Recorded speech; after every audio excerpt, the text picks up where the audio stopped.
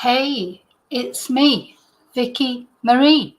Good morning, good afternoon, or good evening, wherever you are in this crazy world we're living in.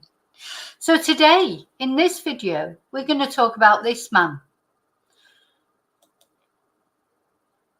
I'm not even going to mention his name because I'll tell you what, anytime you mention his name or the company that he works for, YouTube demonetizes you straight away. Do you know what I've realized is there are some things you're not supposed to talk about online. One thing is anything to do with the establishment. I'm almost frightened of saying Madeleine McCann is another thing. Any video I do on Madeleine McCann, it gets demonetized and it gets upheld. It doesn't, often your videos get demonetized. You ask for a review and then, they monetize them. Not Madeleine McCann. No, it's that video that I made recently, just about Christian B being cleared of charges, demonetized. Reviewed, still demonetized. So same with Mr. Edwards. Maybe if I say Mr. Edwards. So his second name is Edwards. His first name is Huw. And he's who we're going to talk about today. Because his wife is divorcing him, finally. My God. This is a very sad story, actually, for his wife, for his children, because he has 5 children, of course, who are, adult children. This is the story of a man who, it's not, it is actually in the end. It's not because of his sexuality, because it's evident that he is either gay or bisexual. That's fine. Everyone, that makes absolutely no difference to me. But of course, it's a little bit more than that, because this guy was Mr. Upstanding, Mr. Prissy Edwards, reading the news, telling us all how to live our lives. He was, doing a lot of programs about churches and religion, etc. So it's not what he is. Until we found out that, of course, also he was a P. That's another thing. But when we first found out that he'd been soliciting pictures of young boys, etc., wasn't even that, because initially the boys were thought to be over 18, so it was legal. He wasn't doing anything illegal, even though he's massively older than them. It's not technically illegal, but it's just not nice. You're married with 5 children, you're presenting this face to the world that you're, Mr. Perfect, everything's perfect, Mr. Prissy, got my cufflinks on, king of the BBC. That is what's wrong with this thing with Huw Edwards. And I just want to show, before we get going properly, just wanted to show you this quote that I found, because so true. The higher you climb, the harder you fall. Life is full of surprises, and one cannot escape whatever that comes. Even when the mortal has become God, we do not have the good fortune to avoid fate in the end. And that's Tóng. I'm bound to have pronounced it wrong. I'll have the pronunciation police out after me. But yeah, the higher you climb, the harder you fall. And Huw Edwards, oh God, I've said his name now, that'd be it. He climbed as high as you can climb in the BBC, didn't he? Can't get much higher than how high Huw Edwards climbed. And that's what we're going to talk about, how he fell so hard and deserved it. Well, in my opinion, you'll let me know whether you think he deserved it or not. So let's chat.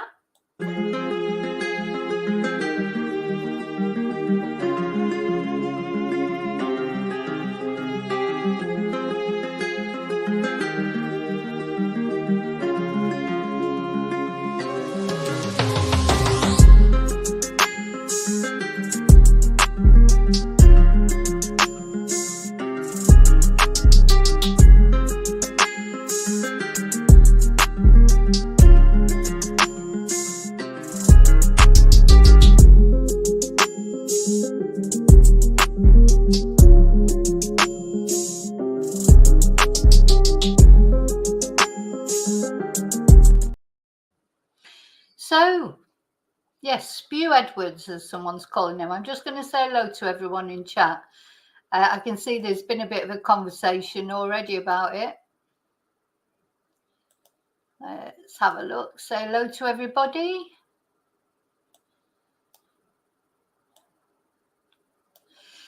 Hey Chumba, hi David, hi old hippie. Yeah, well, yeah, you, of course, you're in America. So if you don't know who he is, imagine your most respected newsreader in America who everybody looks up to, thinks is whiter than white. You know, and then it turns out they're actually paedophile with photos of children as young as 7 on their phone. Think about, you know, someone who you've respected for years. Huw Edwards, he's been around for years and years and years, as long as I can remember. I thought he was great. He was that respected at the BBC. He was the one that was chosen to commentate on the Queen's funeral. He's the one that was chosen to announce the death of the Queen. He was Mr. Respectable. So imagine one of your news anchors, a national one as well. I know America's bigger than the UK. So respected, so revered almost, and so up his own ass that, you know, nobody thought he was as great, of course, as he thought he was. Just suddenly you find out that he's actually behind his wife and 5 children's back. He's been soliciting these photos. First of all, we found out of a young lad, but a lad above legal age. And then turns out he's got photos on his telephone of boys as young as 7. And he's in contact with a convicted P. So that's basically who he is. Hi Quizzical, hi Maggie. Yeah, it is just desserts, I think. All hippie, but you know, some people still stick up for him, which is weird in my eyes. Hi Kelly, hi Maggie.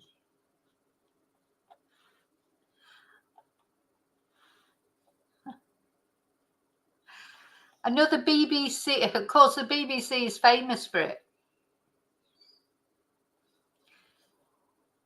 Yeah, and then he blamed it on mental health. This is the other thing that really annoys me about this guy. So instead of just saying, well, actually, yes, you know, I am gay or I am bisexual, and he's an older guy. When he was probably young, probably wasn't so easy to come out as being gay then. You know, I understand that, I appreciate that. But, you know, it's like a Philip Schofield, isn't he? Only say that you are when it's like they're ashamed of themselves. That makes me angry. And if I was gay, that would make me even angrier, because it's like what they're saying is I can't be myself. So all of you that are, you know, out as being gay, you're sort of like, I can't admit that I am gay as well because it's strange. And then he blamed it on mental health. So not only then, according to Huw Edwards, is gay something that is felt, or bisexual or whatever, something he's had to hide. It's a mental health condition. You know, not just a normal natural condition that some people have, and that it's not even a condition, it's just the way people are. As far as Huw Edwards is concerned, it's a mental health issue.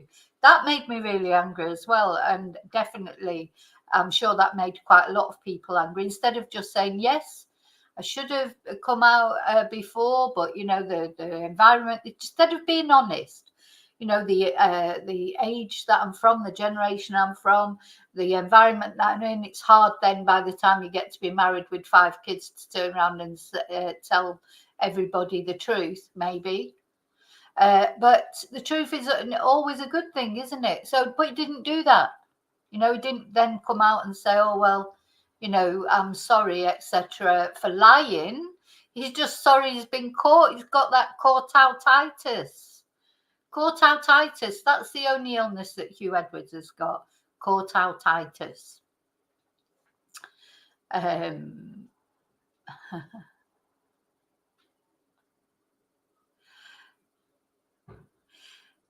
Well, Paul, you say you don't choose things based on a person's life, but, you know, there are some things, yeah, I don't care about, as long as people aren't doing things illegally, as long as they haven't got 7-year-olds on their phone. Yeah, that's fine. I don't care what else he's doing. Oh, hippie, you would think that being a P is legal in the UK sometimes, but it's only legal if you've got friends in high places, apparently. And then it's not exactly legal, but you can get away with a lot because he only ended up with a suspended sentence. So this is the other thing, the suspended sentence, because they seem to think that he would be too vulnerable in prison. So, he was protected on his way to the courthouse, on his way out of the courthouse.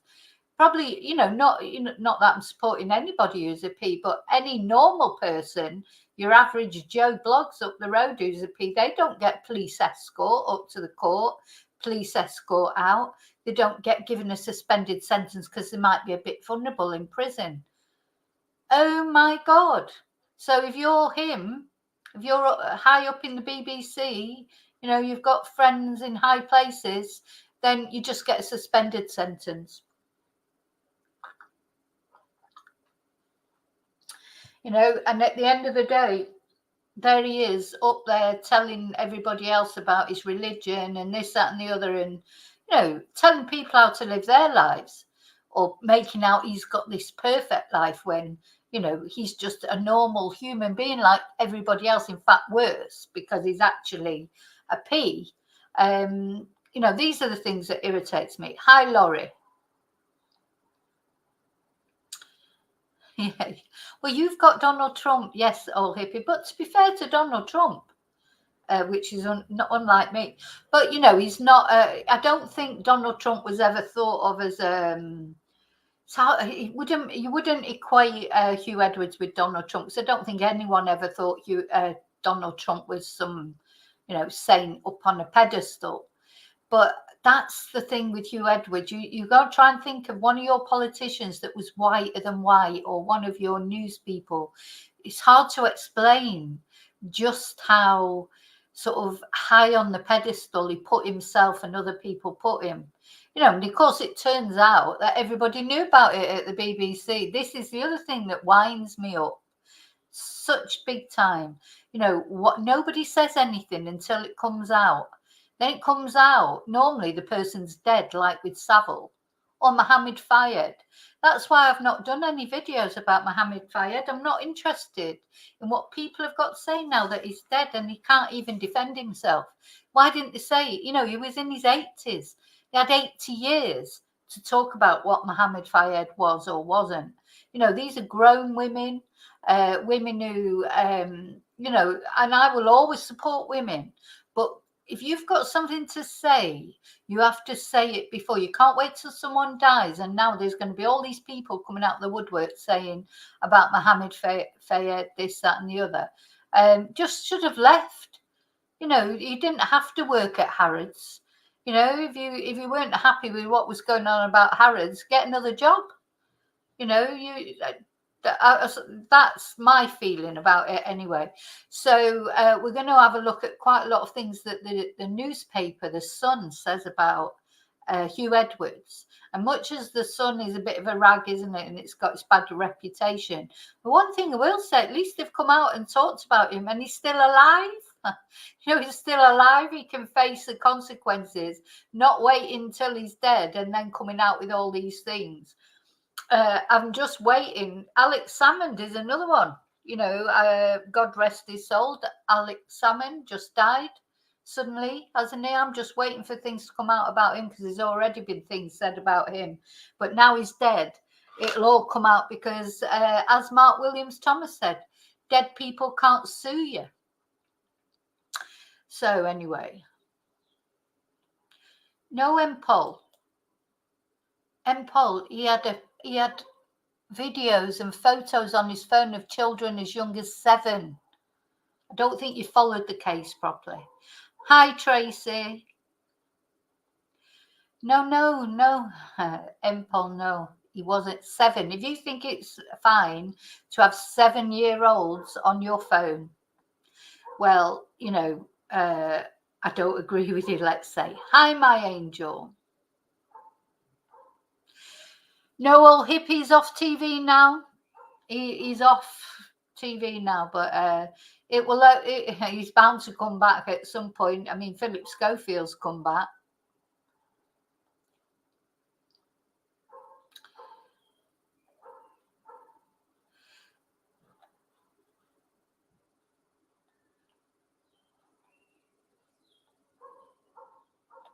Hey, battery. Hi, Scott. Okay, so yeah, so that's why I'm annoyed. I'll just give you all the reasons why I'm annoyed. I'm annoyed because it's only because of who he is that he got a suspended sentence. Anybody else wouldn't have got a suspended sentence.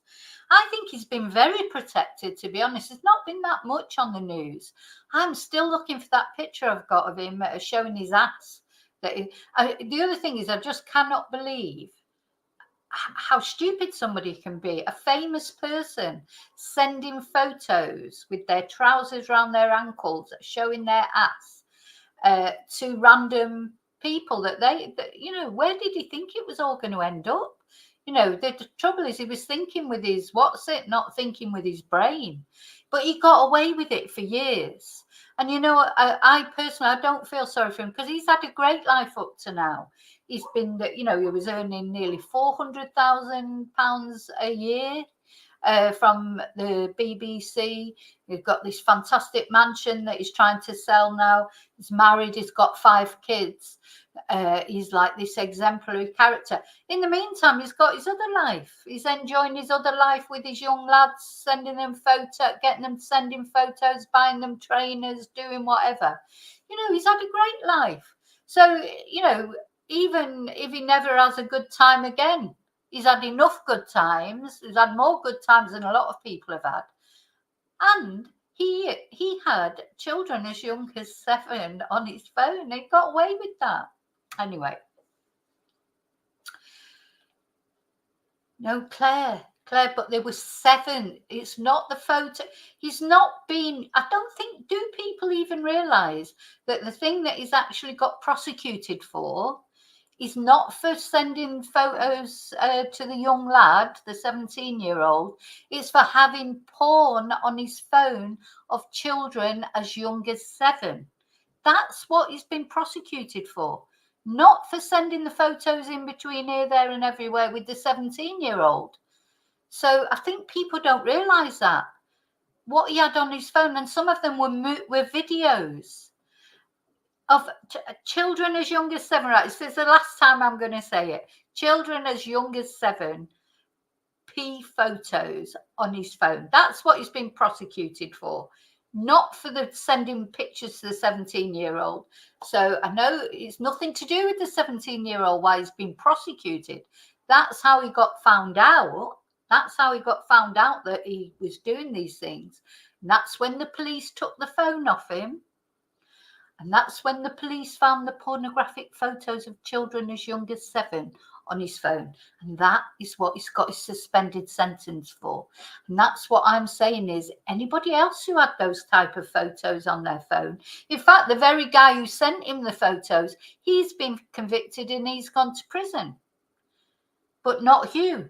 Oh, no. Huw hasn't gone to prison. Okay.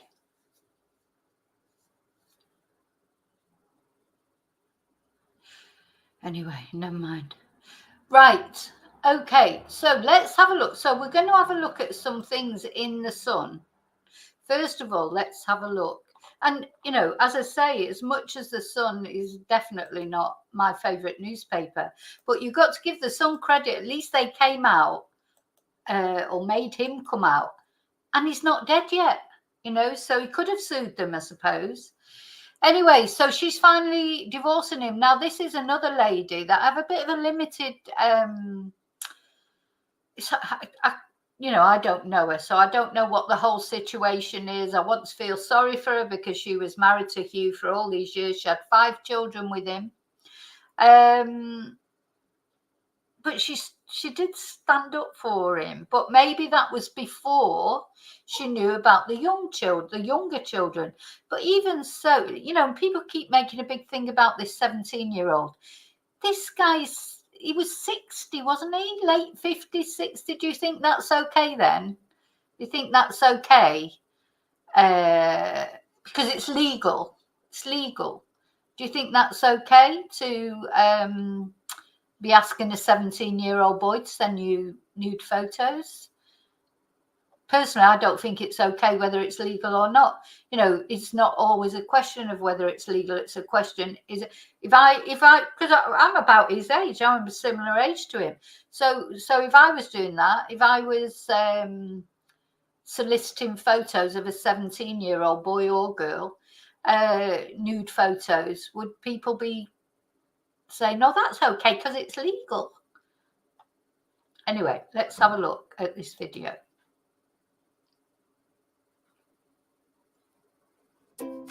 Crear un currículum vitae no es tarea fácil. Encontrar las palabras adecuadas, usar los mejores ejemplos.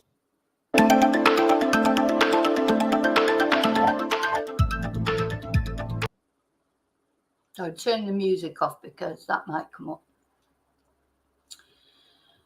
So she's kicked him out of the family home finally, because at first she did stand up for him. Now, maybe that'd be your first instinct. Personally, I don't think it'd be my first instinct. But, you know, maybe she just couldn't believe it. Maybe she was in denial. I understand all that. She's been married to him for a long time. They've got 5 children together, grown-up children. They've probably got grandchildren. I don't know for sure, but they probably have. But, you know, she's stuck with him all this time, saying here, a source said Vicky had enough of Edwards a long time ago, but this is the final nail in the coffin of their relationship. Right, okay. So, you know, just anyway, never mind. That's what she did. So she stuck up for him. She came out, and she was the one who came out and said, oh, he's got mental health issues. You know, the last time I looked, being gay or bisexual was not a mental health issue. It was the way somebody is. It's a natural state for some people. So, you know, that I found that so offensive when she came out with that. It was her who came out with it. So, of course, then when the police have found the pornographic images, and they were high grade, but, you know, I know they grade them, and like towards you think, well, there's only one grade, isn't there? It like fucking terrible, basically. That's me. That's the only grade there is. But they do grade them, don't they, of seriousness. And these were the highest level of seriousness. So just your mind boggles to think where it must have been. And as I say, children as young as 7. So maybe it's when she found out about that she finally decided maybe she could put up with him, you know, soliciting 17-year-olds photos, because it was legal, that. So that was okay. That was okay. I mean, obviously it wasn't. You know, you'd just be what? You know, it's not just because it's legal doesn't make it right either, ethically, morally. And, you know, I don't know why people keep clinging to that as if it makes any difference whatsoever.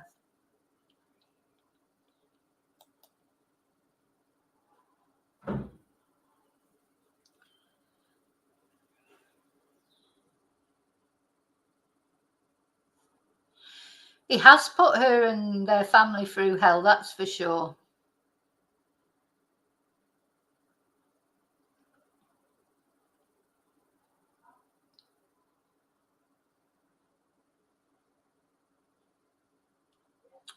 So apparently she's not talking to him now, and they only communicate via lawyers, and their house is up for sale for a lot of money. I think it's nearly, isn't it 4 million or something? It might say it in a minute. Yeah. So, you know, it's hard to feel sorry for him because he's had a great life. He's had a great life. He's had a wife. He's had 5 children. He's had a fantastic career. He's been earning fantastic money. He's been living in a fantastic place. He's been having whatever fun he's wanted on the side with his boys. You know, he's lucky to get away with it for as long as he did, to be honest. So he's 63. He's a little bit older than me. So, yeah, just imagine if you saw on the news tomorrow in the Sun, Vicky Marie chats. She's been soliciting photos of 17-year-olds. Oh my God. Drew, why are people even making any excuse for him whatsoever. Look, you shouldn't be doing that. Anyway, 4.7 million their home has been put on the market for in Dulwich, South London. So, you know, he may be suffering in the fact that he can't have his career back, he can't be back on the telly, but he's not, you know, he's not going to be living on the street, is he? He's still going to be having a nice life. He was buying those boys, he was sending them money, he was buying them trainers, he was, you know, sending presents and things like that. He was having a great time.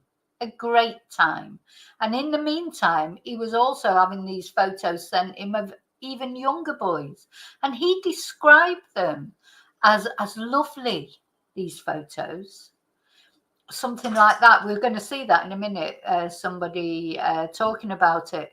So he thought they were great. He said to the guy, don't send anything illegal, apparently, and the guy did send things that were illegal. But anyway, to me, he's lucky to get away with prison. If it was me, I wouldn't get away with prison. You wouldn't. If it was you, any of you out there who had done what Huw Edwards has done, you would be right in prison now. You wouldn't be free walking around.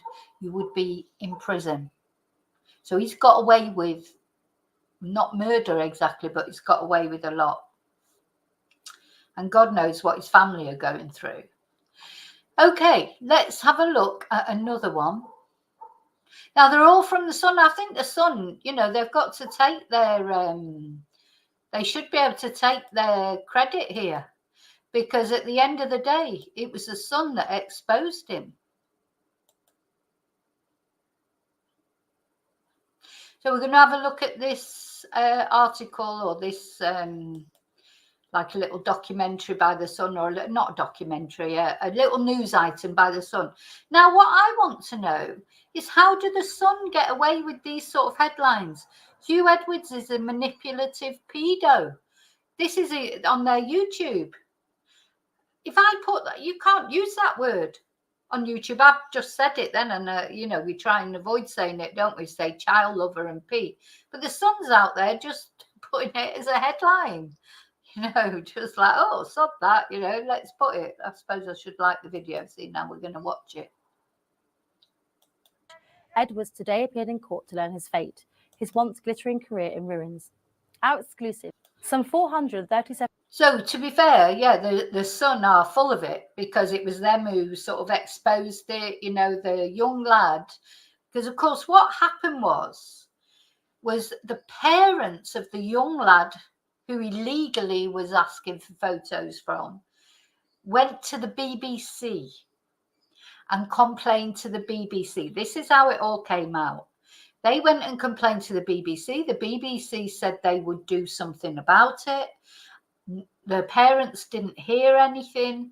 And then they saw Huw Edwards getting an award on the telly for some sort of, I don't know if it was his news coverage of the Queen's funeral or what, but he was getting an award for something.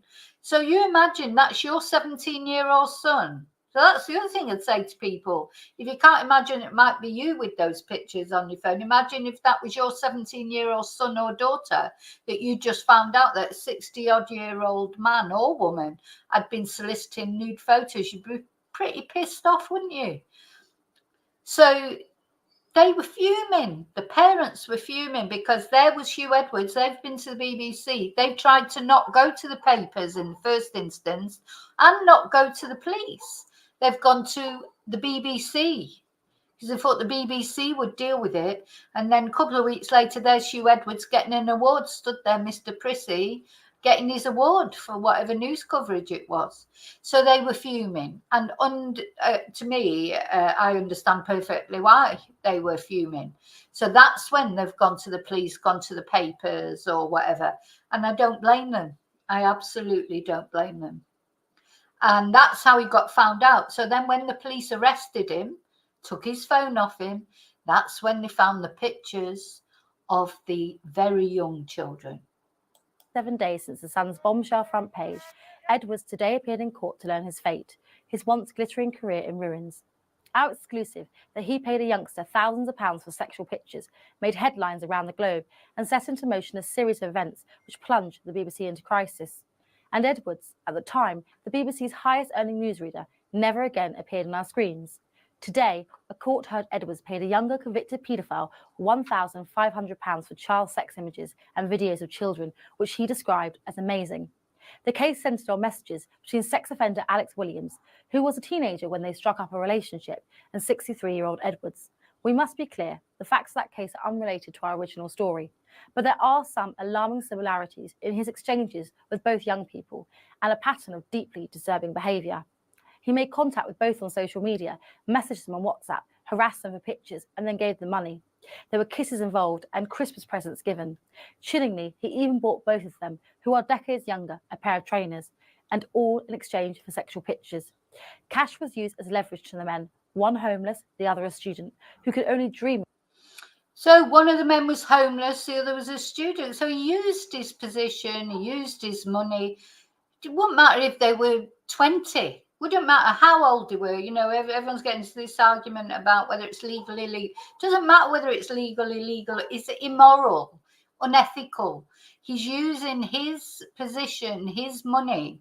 And if that, I'll tell you what, if he'd been doing that to my son or to any of my family, I would be absolutely fuming.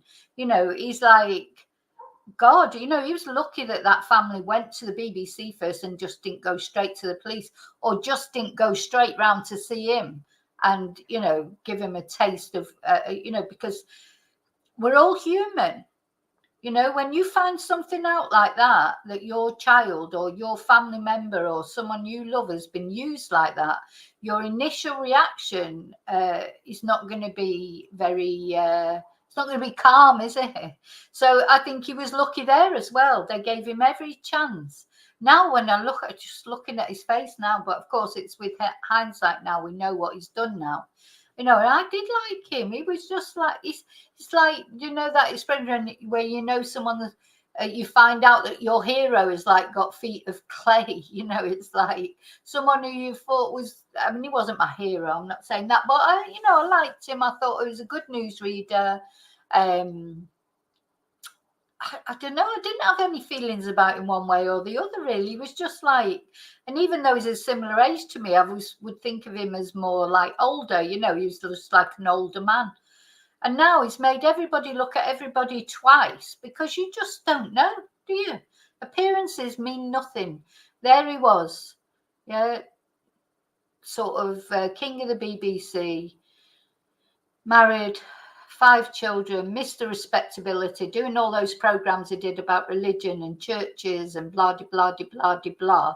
And this is what he was doing now. Even when I see like bits of the videos of when he was reporting when the Queen died, now I'm thinking, oh, was he in the, you know, as soon as they went off him, was he on his phone texting some young lad? You know, you can't get it out your head now. Of earning his top salary. What the Sun uncovered was a pattern of behaviour, and had we not done so, Edwards could well have remained undetected. An independent inquiry by Deloitte would later result in the BBC being forced into a grovelling apology after it was found it did mishandle the family's complaint. But far worse was to come for Edwards. As powerful friends tried to save his reputation, the police were closing in. As a court heard in August, police went on to discover Edwards had been messaging Williams and receiving child abuse pictures from him. Edwards, who had told the nation of so many of its gravest crimes, had failed to raise the alarm. He would go on to be arrested and charged, and the BBC severed all ties. Efforts are underway to recover cash paid to Edwards after his arrest. The public, who so often turned to Edwards and his BBC bulletins to be guided through bad news, is appalled. But today's sentence would not be the end of the story for the BBC. The scandal has reached the highest levels, with Director General Tim Davie coming under huge pressure, and the BBC accused, yet again, of a lack of transparency over an abuser in its ranks. It remains to be seen whether the BBC's leader can steer the corporation through what has been one of its most damaging crises and cling on to his own highly paid job. This is a bigger fall from grace, a far bigger fall from grace in a way than even Jimmy Savile. I mean, obviously, Huw Edwards' crimes were nowhere near as heinous. Yeah, it's very similar to the Jimmy Savile thing, except he's still alive and he's going to face the consequences at least. Nobody made Jimmy Savile face up to his consequences. That sort of irritates me quite a lot. You know, people saying, oh, well, you know, oh, well, we knew, and everybody knew, and nobody did anything. Nobody did anything. They just all knew, or they skirted around it or whatever. They waited till he died. And then it all came out. And I'm glad it all came out. Don't get me wrong. I'm not saying that Jimmy Savile wasn't guilty. But do you understand what I'm saying? I'm glad that this time it has come out. Because you know what? These things have to come out. I think the BBC is just struggling. You know, they're struggling for presenters because how many others are there? You know, it feels like now it's given the BBC, deserved or not, it's given it the reputation of, you know, hiding these people. For why? You know, so you think, why is there just so many others of them there? And not only the BBC, the ITV, of course, because of Philip Schofield, etc. You know, you just think, are all these TV, are they all the same? I mean, what is it? Is it just once somebody is making the money that they just turn a blind eye to all the other things that they might be doing? You know, it's been one after the other, really, hasn't it? Russell Brand, he was another one. Can't even remember if he was on BBC or ITV, probably both. You know, there are all these different characters that people have turned a blind eye. Now they're saying, oh yeah, we thought that was happening, or we knew that was happening, or people were suspicious of this, or and nobody did anything. Nobody did anything. Nobody said anything, because these people are like whiter than white, aren't they? And yet, in the meantime, someone like Gary Lineker, which whatever you think of Gary Lineker, whether you like him or you don't like him, they're always trying to drag him over the coals about his left-wing comments and his this, that, and the other. You know, but as far as I know, unless something ever comes out about Gary Lineker one day, because of course he's a kingpin of the BBC, isn't he? Match of the Day and everything. Everyone's, you know, always criticizing him for his left-wing comments, etc. But, you know, left-wing comment is one thing. Even a right-wing comment is another thing. But to be, to ignore what somebody, you know, knowing. Lots of people are saying now about Huw Edwards, about what he was like. And they always thought there was something. But Huw Edwards was the voice of the BBC. It was the voice of authority, the voice of decency, which followed in a long line from Robert Dougal and John Humphreys and Angela Rippon and all these people who were beyond doubt in their moral probity, etc., etc. And so to see this happen, which is a terrible thing to happen, and so that fall from grace, terribly, terribly damaging to Huw Edwards and his marriage, obviously. Even more damaging to the BBC, which... Yes, don't let Huw Edwards upset you in the chat there, or me, if I'm just saying my views. Thing is, these subjects that are emotive, you know, this is an emotive subject, isn't it? So people get emotional about it, and, you know, there's nothing wrong with that. Everyone's got their views. So that's fine, as long as we try not to upset each other. Behaved fairly disgracefully over this episode. You will remember how the BBC employees, the BBC itself. Yeah, I'm even more annoyed about him now because he's just causing everyone to get upset. How can Huw Edwards affect people? You know, it's like he's there. Listen, tell you what he'll be doing this Sunday morning. He'll be sat in his bloody mansion, or if he's not living there anymore, he won't be slumming it in a tent on Oxford Street. You know, he'll be sat somewhere gorgeous doing so. You know, he's got his money, probably be texting all these young lads that now he can text whoever he wants. He's free now. He can go out with them now. He can go out with them openly. So you know, he's having a great time. So we're not going to argue about him. And various other useful idiots in the media, such as Owen Jones, attacked and excoriated the Sun newspaper, which behaved in an incredibly moral way in bringing to justice the business that Huw Edwards had conducted with a young man whose parents were genuinely worried about what was happening there. And all the Sun did, if you remember, was report that the BBC had kind of kicked the whole thing into the long grass and hadn't taken any action. And the Sun had been absolutely right in everything it said. So the Sun are like, you know, on their golden pedestal at the moment, you know, because they're the ones that exposed him. So I think the family must have gone to the Sun, I suppose. I don't know. But yeah, the Sun are really rubbing it in for everybody else. They're demanding apologies from journalists, even people like Emily Maitlis, etc. You know, because at first people were a bit down on the Sun, you know, for exposing the story. But now, of course, it's come out that also he had these, the main thing I think that's causing the uproar is the photos that he had on his phone of the very young children.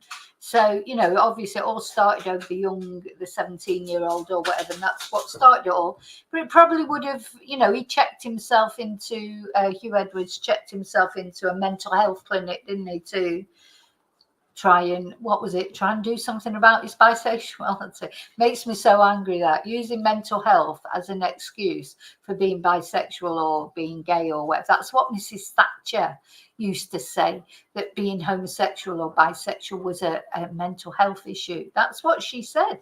That's what I'm always incredulous that some political pundits who are themselves gay think Mrs. Thatcher was fantastic. You know, did they know what she was saying about what?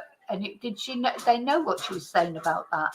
Anyway, maybe they've forgotten. You know, I'm old enough to remember it. You know, young people won't know what she said or remember what she said, but that's exactly what she did say. So yeah, he checked himself into the mental health clinic, and then it's only when the police got the photos on his phone that then the Sun, of course, is now exonerated, if you like, or proved to be right to expose him. And there should be an apology from the likes of John Sokol and Emily Maitlis and Owen Jones, of course, and say, yeah, actually the Sun got it right, we're sorry. For the BBC, at first they dissembled. At first they didn't take the complaints from these people, these parents, these worried parents, seriously. And then, when it became clear that he was guilty of far graver offences, which is, you know, yeah, that's the key thing. I think it's not the initial thing; it's the things that were found on his phone that are much more serious. Anybody else except him would be in prison now for having those images on their phone and for the messages that accompanied them. Hi, Heather. Hi, Princess. I think somebody else came in as well. I may have missed people coming in. I'm sorry about it, but it's all been it's been a lively chat. Creating pornographic images of young children in the worst possible category. They bunged him 200,000 quid. Well, it's beyond belief. The real problem for the BBC is that its complaints unit is useless. Its job isn't at the moment to deal with the complaints from the licence fee payers and to put right what has gone wrong. Yeah. I have said something to Empol. Don't worry, Empol. The thing is, the issue is nothing to do with the 17-year-old. The issue are the photos that he had on his phone. That's what I'm saying. You know, well, I say there's no issue. It's not about, to me, it's not about whether it's legal or not. There is an issue with the 17-year-old to me, because I just want to imagine any other 60-odd-year-old who's soliciting nude photos from a 17-year-old is not right, whether it's legal or not. So, you know, don't worry about it, just drop it. But the main thing that is irritating to everybody, or not even irritating, worse than that, is the fact that he has got a suspended sentence, even though he had the child P on his phone, children as young as 7. That's the issue. It's to minimise trouble for the corporation, and it's always been that. And that's what it tried to do. Usually what it does is try to ignore something, hope it goes away, deny everything. And then, of course, it's all much, much worse in the end when it turns out to be true. You need a clear out of the complaints department. And possibly, and this seems to me a kind of sensible thing to do, and independent people brought in from outside the BBC to sit in that complaints department and say, yeah, actually, you better not kick that into the long grass. It looks to me quite important. And I think that could be something useful, which Tim Davie does, in order to put right some of the wrong that the BBC has committed over the terrible Huw Edwards business. This is bigger in a sense that even though the crimes are not comparable, and they're not. God. Do you know, it's weird, isn't it? As soon as you see Jimmy Savile, I mean, he was always creepy. I just always remember when I was a kid thinking, why does he wear those horrible little shorts? I don't like to see men in those tiny little shorts. They're revolting on anyone, but on him with his little chicken scrawny legs and, you know, just, oh, my eyes, you know, it was one of them, wasn't it? But he is just so obviously creepy, but everyone thought he was funny and great and brilliant and, you know, but then after he died, all came out the woodwork and said, oh no, we knew there was something. Mark Williams Tóng, oh yes, exposed Jimmy Savile after he was dead, of course. Huw Edwards is a bigger figure for the BBC than Jimmy. You know, this is why I don't like the royal family and the awards that they give to people, OBEs and this, that and the other, and making people sirs. How many dames are there now? Whenever I watch it, like a politics programme or Sky News or whatever, and they go, oh, I guess this morning is Dame someone or Sir someone, because Boris Johnson gave out so many bloody awards, honours, when he was Prime Minister. It was so corrupt. So they're all dames now. Dames, lords, sirs, you know, for what? For maybe being a donor to the Conservative Party. Like the Russian guy who's a lord, Lord Lebedev. How can a Russian person, you know, not be a lord in the British House of Lords? Just, why aren't people going mad about that? Don't understand how people just accept it. You know, people just accept it and they think it's okay. He's still a lord. Why is it? How can he be a lord in the British House of Lords? He's Russian. You know, for fuck's sake, that's not rocket science. Doesn't matter if it was Mother Teresa. She's not British, so she can't be a dame in the British House of Lords. Do you know, that's my point. I just don't get it. And then you get twonks like this getting award after award because he raised a lot of money for charity. Savile ever was. I know Jimmy Savile. I don't like charity. Good societies don't need charity. That's I would never support a large charity. You're paying for the CEOs to earn 300 grand a year or whatever. So the only charities I give to, I mean, they say charity begins at home. It certainly begins at home. But I do give to local small people that I know that feed cats or dogs or have a dog refuge or feed families who need feeding. Or I give it to the woman sat outside the supermarket. You know, it's like I'm not going to give my money to a big charity to pay some CEO's wages. Had the audience. He didn't have the audience that Jimmy Savile had, but he had the authority. He was kind of one step removed in a way from being the very voice of the BBC. So that's an enormous thing for the BBC to get to grips with.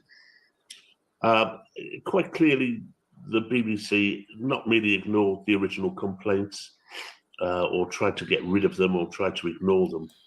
Heather, I haven't been watching Strictly Come Dancing. I watched a couple, didn't I, a couple of weeks ago, but then I just got totally bored with it. I just don't like it. And I've even gone off that drama that's on afterwards because it went on too long. I'm used to watching dramas on Netflix where you watch the whole series, one after the other. I can't be. So by the time I've waited a week to find out what's going to happen next, I've got bored with it. and you know, can't be bothered. So for the last 2 weeks, I haven't watched either. Something else somebody said there that was gonna. Oh yeah, this old lady. She's outside the supermarket every morning. She's got one tooth, and she's got this little dog, and whenever I go to the super, oh God, my heart sinks sometimes, because if I've got no change, because you know, you hardly ever have cash these days, do you? And I always like to give her €1 at least. But so what I've started doing is, if I haven't got any change, I buy her a carton of milk or some treats for the dog, or some dog food or whatever. You know, because I'm paying by card, so I always get. So she always gets something. Now, people say that these people that sit outside the supermarkets begging, like maybe her, they're part of some sort of beggars ring, and they've got loads of money. And well, you know what? Maybe they have. I don't care. I don't want to sit out. I wouldn't want to be sat outside the supermarket in Spain from 9 o'clock in the morning till 2 o'clock or whatever. You know, if that's how she earns her money, or they earn their money, well, you know, doesn't make any. I'll give them €1, and it makes me feel better. So I don't care what she's always really grateful, and then she always like, she recognizes me now, obviously, and she'll always start talking about like she had to have a tooth out. God, I didn't know she had any teeth left to have out, bless her. Anyway, it was so painful, and I thought, well, next time I come, I should bring her some ibuprofen or something. You know, it's like the trouble with me is I want to sort of pick them up and take them off, and you know, sort of give her some proper clothes and take her to the dentist. But not that I ever even take myself to the dentist. But the little dog, the little dog goes mad every time it sees me. It knows it's going to get some treats probably. But you know, the thing is, many years ago, and I mean years ago, I was probably about 19 in Manchester town centre. And I was with my, you know, because I was married when I was that age, or was it 19, 20, 21, something. And I was with my husband. We may not have been married then, I can't remember. And there was a guy begging outside McDonald's or somewhere like that. And my husband wanted to give him some money, but he only had a £5, let's say. Well, £5 was a lot of money then, you know, back in the dark ages. It was probably a week's wages. So he only had a £5. So he ran off like to bloody into McDonald's to get change of this £5 so that he could give this homeless guy some money. And I said to him, oh, what did you do that for? Because I wasn't quite as nice then. And he said, oh, well, you know, just wanted to give him £1 or something. And it's always stuck with me, that. And I thought, yeah, because you know what? It doesn't matter. Maybe they have got loads of money, really, and they're just begging. But that doesn't take away from what you're doing. You know, the thing is, you're doing it because you think it's the right thing to do. It doesn't matter if they're a multimillionaire and they take it. That's their karma. That's their thing they've got to account for in the next life or in this life, if they're, you know, really they're rich and they're taking money off people who probably can't afford it. That's their problem to deal with. My karma is how it makes me feel good to at least give something where I can. I can't always give something, and you certainly can't give something to everybody, you know, because then you literally would have nothing. But, you know, just little bits here and there makes you feel good. I remember one Christmas here in Spain, giving a lad who was begging outside a supermarket. I gave him €5. Oh my God, this lad, you would have thought I'd given him £1 million. He was so over the moon at getting a £5. I thought, oh God, just a small thing like that. You know, €5, not a massive amount of money, but it, you know, it's a fair amount of money. I mean, it feed us for a day. But you know, he was just overjoyed. It was like I'd give him £1 million. So that feels good. So, you know, these sort of things, they feel good to you as well. God, how did I end up talking about that?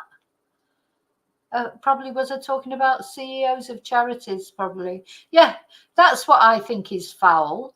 These CEOs, they're asking for money from people who haven't got much money, Whereas if all the CEOs that were earning 350,000 a year or more gave 10,000 every year, so they were still earning 340,000 a year.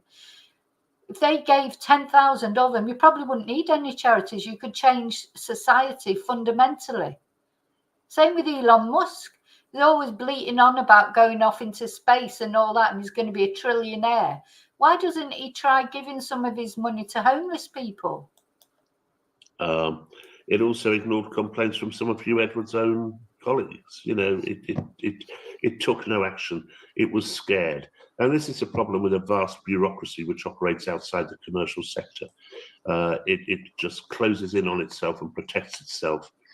And the truth very rarely sees the light of day until someone like the sun comes along. Okay. So now, we're going to have another. They're all sun things because. Oh, where's it gone? Oh, I might have lost it actually. Yeah, there's a little documentary. I've lost it. So there's a little documentary somewhere on the Sun's YouTube channel. Oh, I wanted to watch that.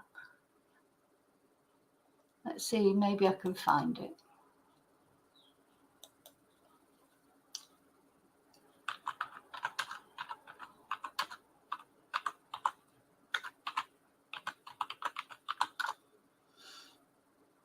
Oh, there it is.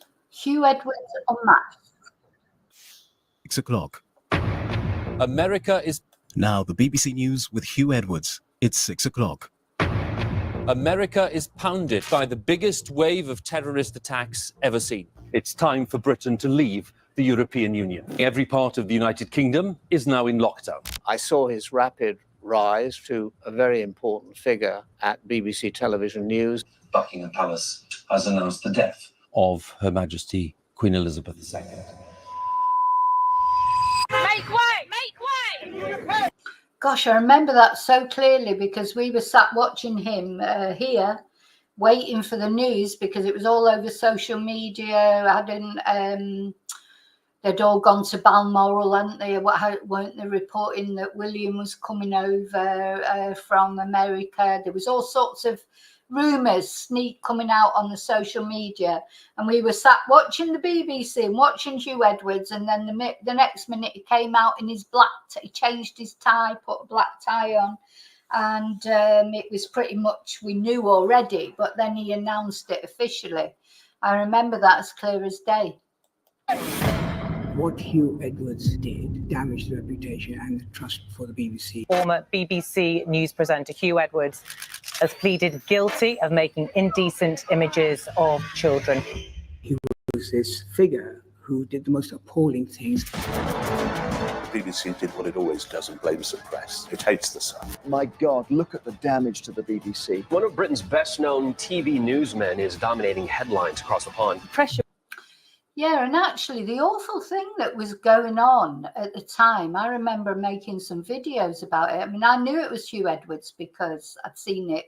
You know, there was a lot of things going around on Twitter, rumours, this photo that I've got somewhere that I will find one day of Huw Edwards, which was circulating social media.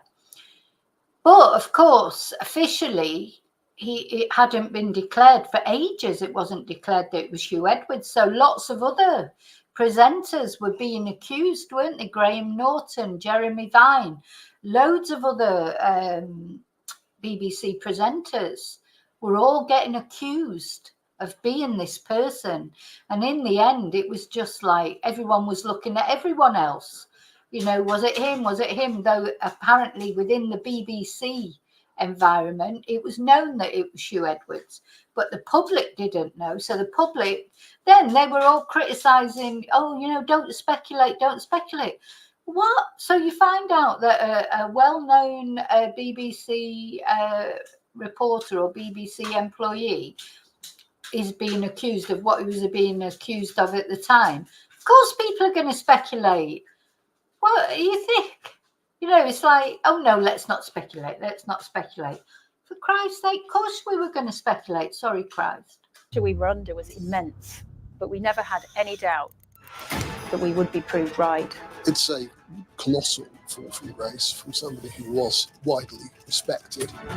On behalf of the BBC, thank you all very much. This was the small cloud that was going to turn into a force 10 gale. Everyone in this building knows who it is. Nobody at the BBC seemed to react. You should know that I am programmed by the BBC to tell the truth. Whatever. Family wanted to release him from his toxic relationship with Huw Edwards. I knew what his modus operandi was. It's funny, isn't it? Because now when you look at his eyes, he just looks evil. Now, is that because he, you know, just of what we know about him now? Or maybe I wasn't looking at him properly before. I don't know, but he just looks really evil. But I didn't know it was that bad. I knew he was an abuser. Now the whole world can see the kind of man he is. Right.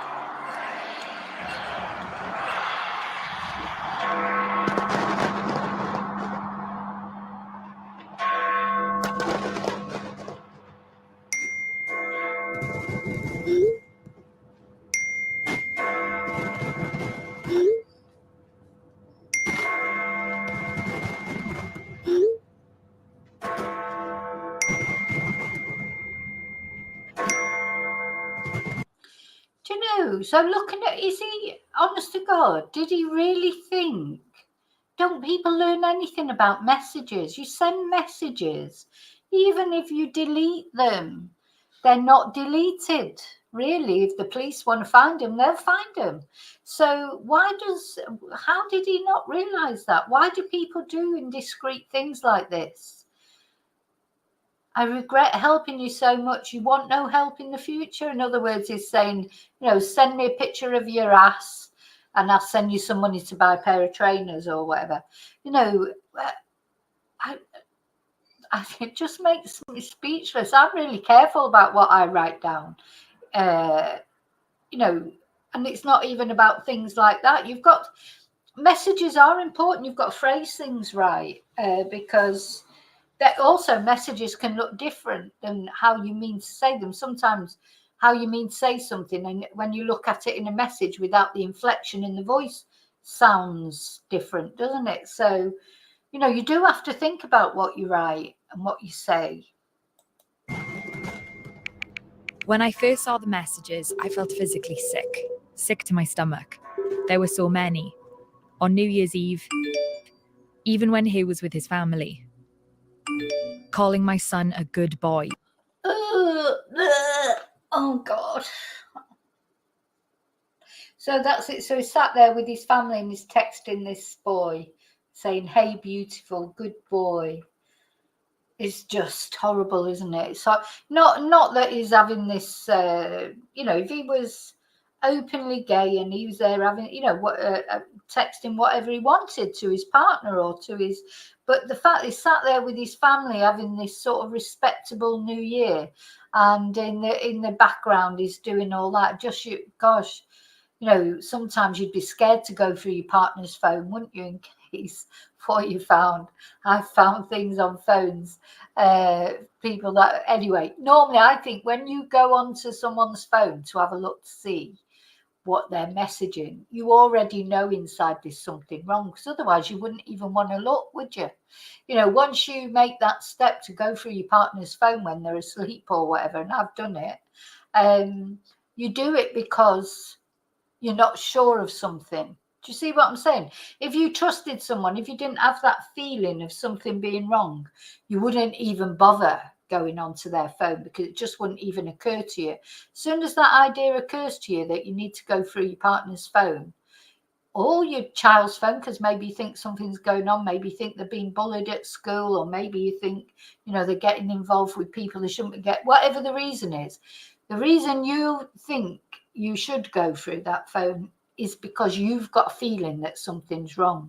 So it seems like maybe Huw Edwards, his wife, didn't have this feeling, because it would have been easy for her to go through his phone. Maybe she just didn't. Maybe she just trusted him implicitly.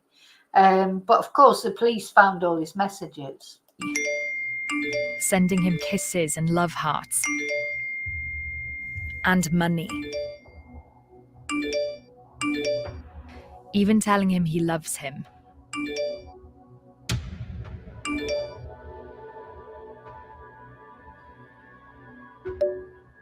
But then others, more aggressive. Yeah. Look, then he gets nasty. So he's a typical manipulator, isn't he? A typical narcissist. You know, he gets nasty when he's not getting his own way. You think my life revolves around you? Get effing real. And I'll tell you what I found on this person's phone. I found out exactly that he was seeing other women. I knew he was seeing other women. Knew it 100%. I asked him a million times, and he said he wasn't. Because what happened, when it was quite funny, really, when I think about it. Luckily, I've got over it now. I wasn't very happy at the time. It's about 20 years ago. Because this person was always just not a person who commits. Didn't want to commit. You know, we were seeing each other, and I was saying, well, wait, you know, what exactly is this relationship? Are we in a relationship? Or, you know, are we still seeing other people? You know, women tend to do it. Women always want to know where they are, don't they? Men just like to coast along and sort of like, oh, well, let's see what happens. You know, you can never, it's really difficult to pin a man down to what he really thinks. But I wanted to know, because I wanted to know, am I investing myself in this relationship wholeheartedly? Or can I, you know, should I be looking for, you know, is this not going anywhere? So I should be looking for other people, going out with other people as well. And this is what I tried to say to this guy. So I said, look, it's fine. If you don't want a committed relationship, that's fine. You know, well, you go out with other people, I'll go out with other people. But he didn't want, oh, no. Didn't want that. No. He wanted to go out with other people, but he didn't want to say to me that it was okay if I went out with other people. So he's going, no, actually, no, let's not do that. Let's have a relationship where we're only seeing each other. And you know, when you just know 100% inside that he's not telling, he's telling little porkies. So I waited till he was asleep. And listen, actually, it's quite funny in hindsight. It wasn't funny at the time, but I waited till he was asleep, and then I went through his phone. And of course, loads of messages from other women on there. Loads, not only one. You know, he was just having a good time. You know, fine. I didn't care, really. I just wanted him to be honest. So we had a little bit of an argument about that. Can you imagine? Anyway, so then after that, we sort of stopped seeing each other for a while. Then we started seeing each other again.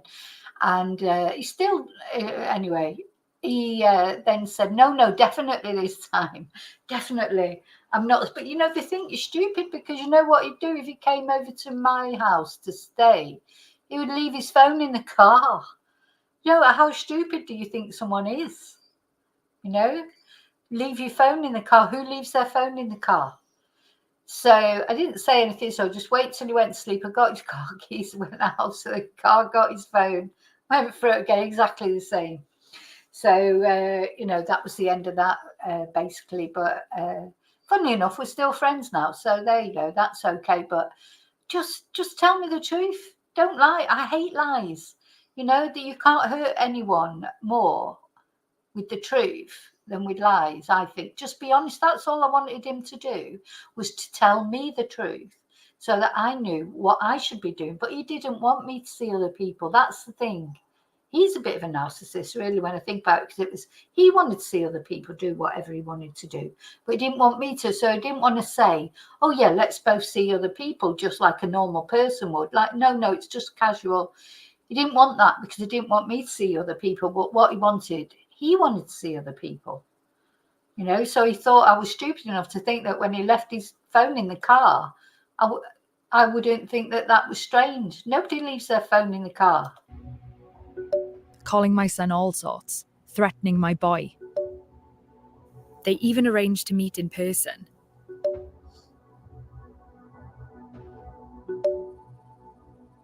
My son told me everything. Huw Edwards had been paying him for sexual pictures. Huw Edwards was paying him to perform sexually. My son. Yeah, and I don't think you can underestimate how a mother would feel about that. You know, whether it was her son or daughter, and probably how a father would feel. You find out that that's been going on, and this person is all over your TV screens like a bloody saint. Do you know what I mean? It's like, there he is, Mr. Bloody Respectability, and you knowing that he's doing all those things to your child. And that boy might have been 17, but I tell you, to his mother, he's probably as if he was still 8. Because, you know, at the end of the day, our children are always our children, aren't they? No matter how big they get, you always think of them as kids because they're your kids. Had to stop it.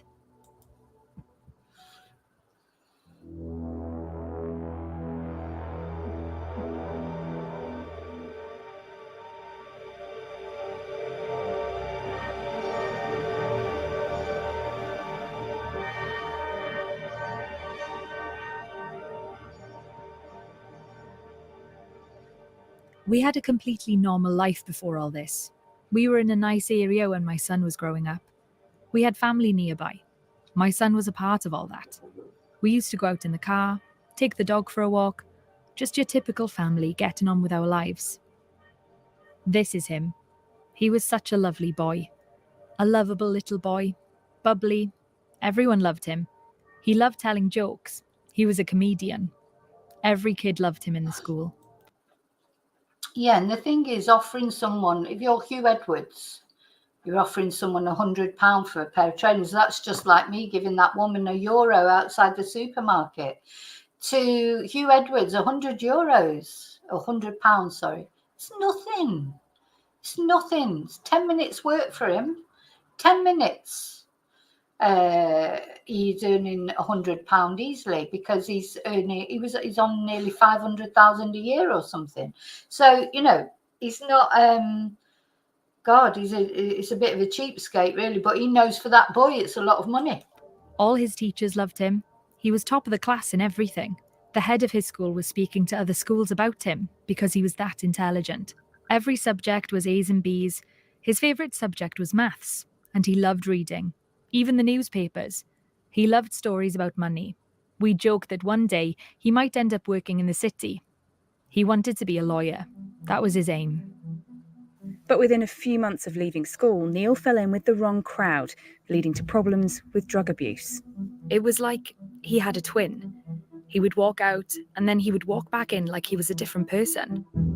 He came in one day, he never had no money, he never had nothing. And the next thing he knows, he's got money. He's gone into town, he's bought a T-shirt, hasn't he? He's got a T-shirt, he's bought shorts, he bought tracksuit bottoms, he bought trainers, took his cousin out for food, stayed out all night. Only way it was like that is because he was given money the night before to go out. The partying. Suddenly, out of nowhere, he had money to spend. He started showing me deposits in his bank account for £2,000 at a time. I asked his cousin who was paying him, and they said it was an old man with grey hair. I couldn't believe it. A grey-haired man was sending money to my 17-year-old son. I felt sick. I knew it must be something sexual, but I didn't even realise he was gay at this point. He didn't come out to me until later. The grey-haired man turned out to be one of the BBC's biggest stars, Huw Edwards. He said it was Huw, and we didn't believe him. I didn't believe him. There needed to be an explanation where all the money was coming from, because I would say all the time, what's going on? Where's this money coming from? I believed he was getting money from somewhere, but I just didn't believe that it would be the BBC News reader. Yeah. He's actually rang Huw while Huw's been on the TV to prove a point to us. So he actually rang him while he was on the TV to prove a point. Could you imagine it? So Huw's reading the news out. They get their son to ring him, and you would hear the phone ring, would you? Or surely he had to have his phone on silent. I don't know. Or would his pocket start vibrating? And the phone is in his pocket. You saw this Huw going like, what? You could see the reaction on his face. One day he got his phone up and said, "Look, Mum." He was using one hand to scroll through the phone with the screen facing me. He scrolled for ages. Then I saw Huw Edwards' name over and over again. There were huge sums, thousands of pounds at a time. Do you know, it's what music? So he's sending him money back through his own name. you know, his own name. I suppose he was sending it in PayPal or through his bank account or what, I don't know. But through his own name, didn't even have the intelligence to set up a false PayPal account or something that he could send money through under a different name. He was so confident that he would never get found out, wasn't he? That is that total superiority and confidence that you would never get found out. 5,000 in one lump sum. He was like, "Mum, you'll never guess how much I had off Huw." He was proud of it, smiling. He told me all in, he had £35,000, and that money was in exchange of sexually explicit photographs. Huw Edwards would send my son selfies. One time, he sent a photo of his desk at work in the BBC newsroom. He clearly didn't care. God. He sent me a picture of Huw Edwards sat on a sofa in his boxers, leaning forward as though getting ready to fondle himself, while my son performs for him. They would have sex on a video call, and Edwards would pay him for it. Huw Edwards was a man in his 60s, and my son was a teenage boy. It wasn't normal. I didn't like that he was telling or showing me. Of course I didn't. I was worried out of my mind. But as his mother, I didn't want him to stop confiding in me. I liked that man. He was always my favourite on TV. He was always your favourite on TV. Oh my God. It must have felt like surreal, really. You know. I just, look, it's not often I'm lost for words, but I'm lost for words. What is wrong with him? You know, did he just get overconfident? I mean, what? He got away with it for so long. My favourite. He was Welsh, like us. And then sometimes I could hear my son on the phone to him, and I could hear an evil man talking.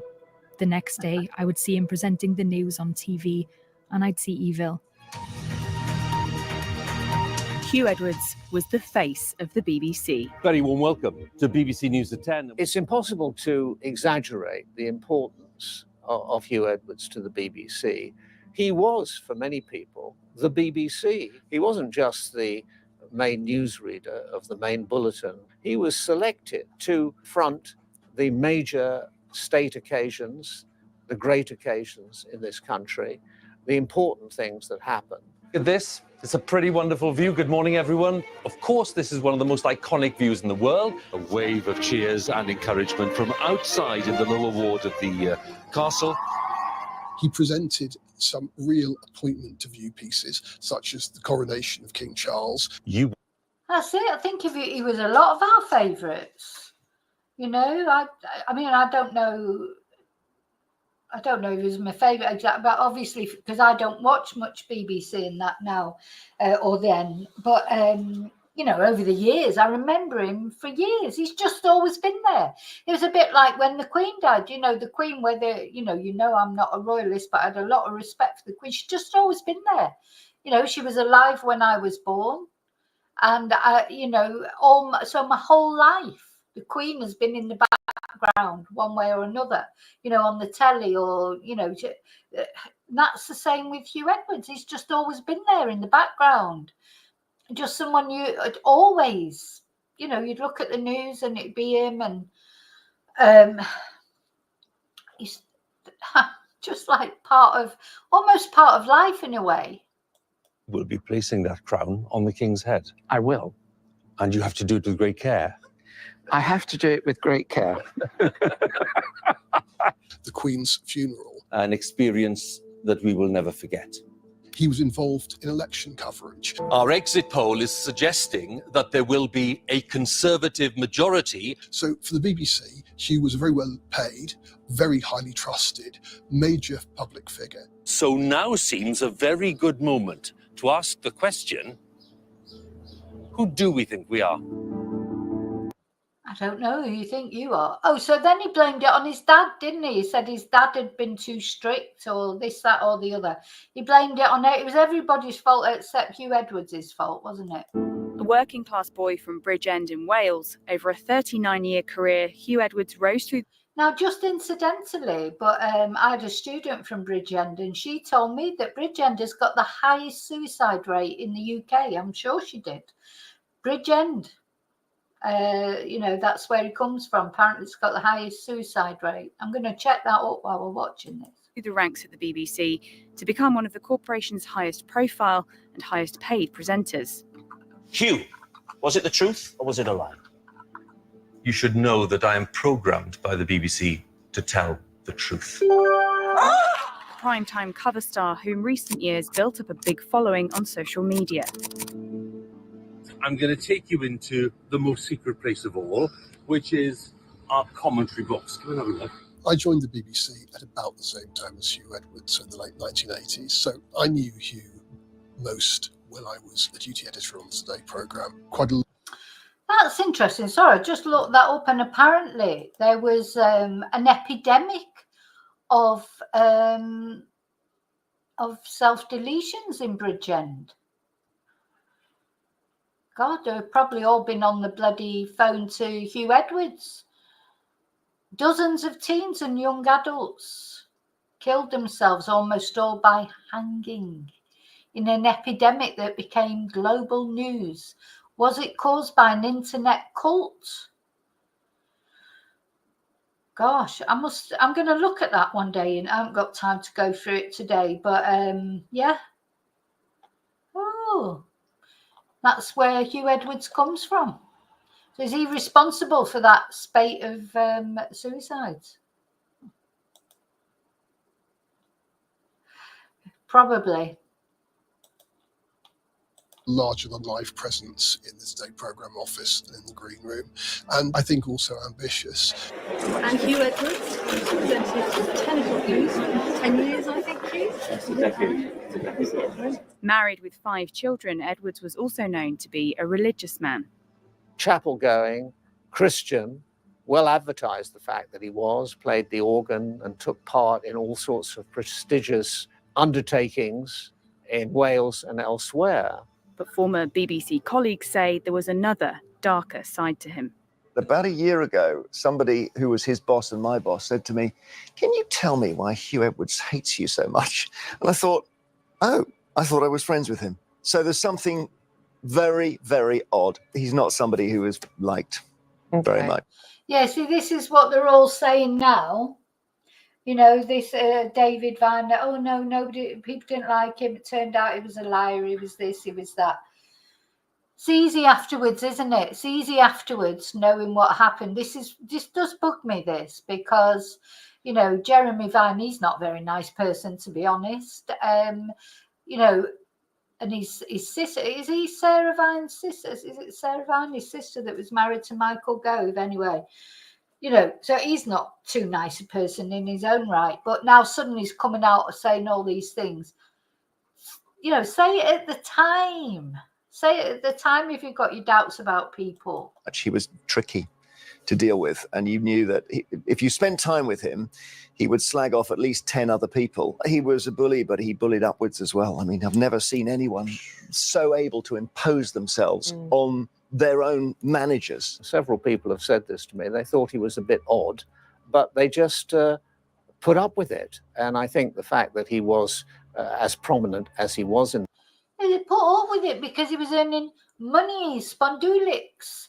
You know, like Jimmy Savile, it's like if you feel like you can do whatever you want as long as there's money involved in it. You know, you're making money for the BBC, do whatever you like. Whatever you like. If you're in the royal family, do whatever you like. So only when things come down where there might be some money, you know, like when people started turning off, then suddenly Huw Edwards is like the most terrible thing that ever lived, but he was the best thing since sliced bread when he was making money. Same with Jimmy Savile. The BBC enabled him to do and say things that perhaps others would not have got away with.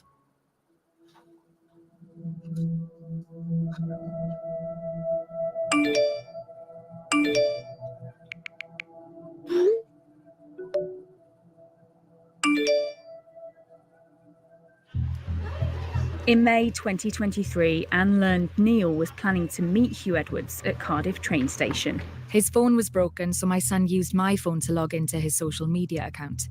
I saw messages about half an hour later coming through from Huw Edwards. They were planning to meet at the train station. I just thought, this is it. This is our chance to stop this now. I just said to my boss, I've got to go. I said, I've got a problem. I said, I've got to go over to the station. I've walked around. I've walked over to the entrance and there's Huw standing there looking around. He's just looking around. Basically, I wanted to grab hold of him, but that would have, obviously caused a lot of trouble. So I'm glad in hindsight, I'm glad it never happened. As I've managed to go towards him, he's gone through the turnstile to go up to the platform. So I've got down, but I've got up on the platform 3. I should have gone on the platform 1. And he was just standing on the platform, just looking around. You could see he was just looking around waiting. That's what... Look, there he is, waiting for that young lad at the platform. Oh my God. He's Huw Edwards. For fuck's sake. So, these people around him, aren't they going to be looking at him and saying, oh, look, there's Huw Edwards here. What's he doing there? Oh, he's meeting that 17-year-old lad. I mean, just the arrogance, the self-confidence that doesn't give a shit. He's not trying to hide his appearance in any way, shape or form. He could have had a COVID mask on, couldn't he, or something. But, he's not. He's just there. Just there. Huw Edwards at the station. And if this is in Wales, he was like a god in Wales. Because, Wales, no offence to anybody Welsh, but it's a tiny little place. They haven't got loads of famous people. It's like Gareth Bale, the footballer, and, anyone who's from Wales who makes good. The Welsh, they're full of it, especially someone like you who is very proud of his Welsh heritage, spoke Welsh, etc. They had a mural of him up, didn't they, that they've sprayed out now. There he is. Just as blatant as anything. Did he not? I mean, do you know what? He sort of deserves everything, really, apart from the fact he had those pee images on his phone, which is disgusting. He was just, he just underestimated everyone. That's when I decided, right, I took a video of him. I think it was only about 2 minutes, if that. I was just standing there. I'm the only person on platform 3. There's nobody else there. And I'm standing there like that with my phone. And I'm looking at him like that, straight at him. And he started looking around as if to say, oh, well, is he doing that to me because I'm famous? But no, it was because he was supposed to be meeting our boy. And then that's when I went, well, actually, I went. So he's even seen somebody taking a video of him. And he's just thinking, it's because I'm famous. Back down, called him a name and went. Immediately. So he shouted a name out to him. Wonder what he thought then, Huw. Immediately after leaving the station, David went straight to his local BBC office to make an official complaint about Huw Edwards, but he didn't get past security. There were 2 older security guys. I was stopped in my tracks, so I explained I wanted to speak to a general manager, or someone in authority. And they wouldn't let me in the building. They said I was being aggressive and very volatile, which I suppose I was. Yeah, I bet he was. I bet he was bloody livid. I was determined that people coming out the lifts could hear what was going on, so I could get somebody's attention to come and see me. The next day, David rang a BBC helpline to make his complaint. I rang this number. It was false. It was a false number. The man actually gave me a false number. I had to Google Broadcasting House to get the right number. I rang the number. Right, I'll tell you what I would have done there. Now, I would have been standing outside that BBC with a placard. I want to talk to someone about the fact that Huw Edwards has been, doing whatever with my son. I would literally be stood there with a placard until they either came and arrested me, and they wouldn't send someone to arrest you because they wouldn't want the police involved, or they sent somebody to talk to me. That's what I would have done, and I mean that 100%. I've done similar things to that before, maybe not with a placard, but when I've not been getting anywhere with something, I've stood outside and just told everybody who's going past what I'm there for until, I've got the answer that I want. Because when people try and ignore you, they try and ignore you because they don't think you're important. If Huw Edwards was going there or the king or somebody who's got friends in high places, they wouldn't have to go and get shooed away. Oh, shoo away, little person. You know, shoo, shoo, shoo, shoo, shoo. We're too big to listen to what you've got to say. So I literally would have been stood there with a placard and I would have phoned. Anyway, that's me. Spoke to somebody on Your Say. I think the department is called Your Say. That's the first initial contact you have with the BBC. So I told them exactly what was going on. I asked them to just pass a message on to Huw Edwards to please stop giving our boy money, delete his number, and never have any more contact again with our boy. They'd gone to speak to somebody. They came back with some other questions, asking, have I got any proof of money being passed over, or have I got any evidence whatsoever? I just wanted it all to stop. I didn't want the drama. We didn't want all the drama. We just wanted it to stop. Wanted the money to stop. All the texting to stop. All contact. That was it. That's all we wanted. But despite David's serious complaint to the BBC, Edwards was still in contact with Neil. And a month later, Edwards sent Neil another £1,000. Whatever? Oh my God. So even though he knows that the parents are annoyed, the parents are, even though he knows all that, he sent him another £1,000. He deserves everything he gets. I tell you, is he thick? He's you know, he's just so superior, so arrogant that he thought, you know, oh, these little people, they won't bother me, you know. Oh my God. So even though he knew he'd been rumbled, he still sent him more money. The boy was still having money. He was still coming in and saying, look, Mum, Hugh's giving me money today. Every time Huw gave him money, he told his mother. Tonight at 10. Over a month on from David's 29-minute phone call to the BBC in May, in June, Huw Edwards was still on air and even collected another accolade. Thank you very much, dear friends. Thank you. I think this is what did it for the family, you know, watching him, you know, they tried to go to the BBC and do it in a discreet way and just say, we just want the money to stop. We want him to just stop having contact with our son. And then when they saw him picking up this award, I think this is what finally did it. Thank you to Trick, and thank you to the people who voted on behalf of a huge team of people back at the BBC. Thank you all very much. Diolch yn fawr. Thank you.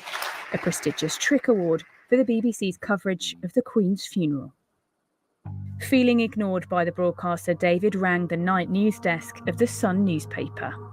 And that's why they went to the newspaper. So, you know, people are you know, they can criticise their parents all they want, but I think they were lucky they didn't go to the newspapers in the beginning or the police in the beginning. Now, they've went to the Sun. They tried the BBC, got nowhere, and they've gone to the Sun. I don't blame them, to be honest. I really don't. I would be fuming if that was my son. First of all, we got a call from the parents of this young person telling us that their son had been receiving thousands and thousands of pounds from Huw Edwards in exchange for sexual pictures. They told us that they'd gone to the BBC already. They'd complained. BBC didn't do anything about it. And in fact, it was so bad, Mr. Edwards went on again to pay their son even some more money. And that really tipped them over the edge. And that's what made them ring the Sun. So I think it was a late night call that somebody on our news desk took. And we all considered the information in the morning. We'd been working on many Huw Edwards stories in the background over a number of years. We knew that the modus operandi he always had was to befriend somebody online, give them money, and then expect for pictures or sexual things in return. So it wasn't a surprise to us in many ways. Investigative reporter Scarlett Howells was immediately assigned to the story. You never know what to expect when you go and meet, you know, a person or a family when it comes to stories like this. But I was struck. So you can imagine the Sun must have been rubbing their hands with glee, really. But as I say, I'll say one thing for them. They came out with this story, you know, because it's difficult because you can get sued. Of course, you can get sued, and that's what Mark Williams-Twonk said. You know, quite often people wait till people are dead because then you can't get sued. So at least they didn't wait for that and then come out with the story. By how normal and kind-hearted and hardworking they were. You know, they invited me into their smart terraced house. They sat me down. They were very worried because I'd driven a long way from London. to go and visit them.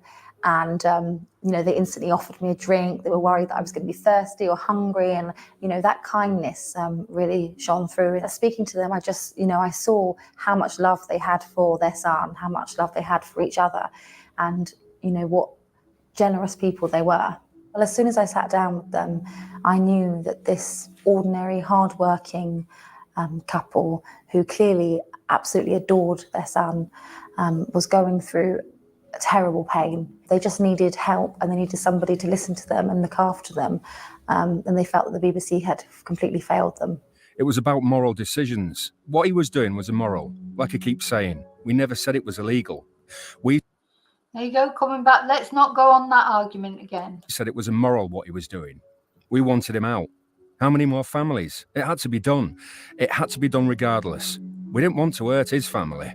We didn't want to hurt his wife or his children, but it had to come out. The Sun had to decide whether to publish the parents' story and, crucially, whether to name Huw Edwards. We had lots of stories about Huw from about 2018 onwards about his behaviour with young men. Some of them were very young. And each one we considered in its own merit. Was the public interest in doing this story? Obviously, there were sensitivities because of the fact that it was with young boys or men. But on this particular story, we felt it really stood out because how can you have the most He looks really evil on this photo, doesn't he? That is so that you feel like that is the real Huw, don't you?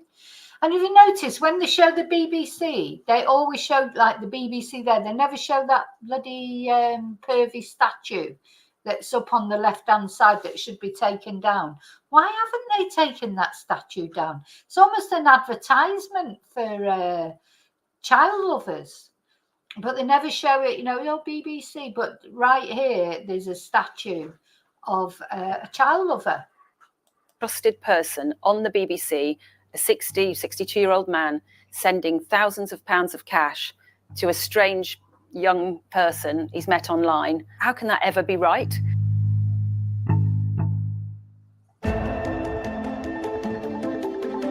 Who is this?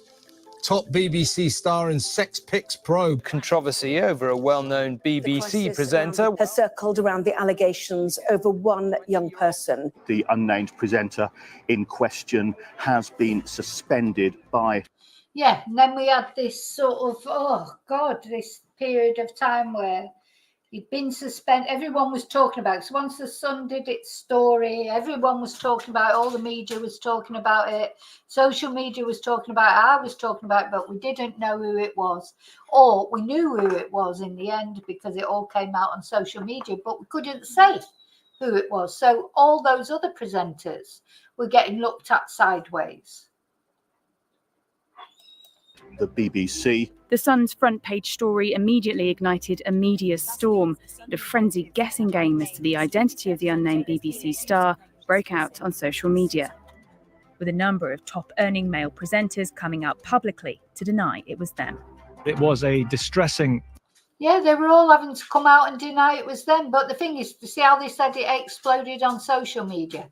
It was all over all the media. It wasn't social media.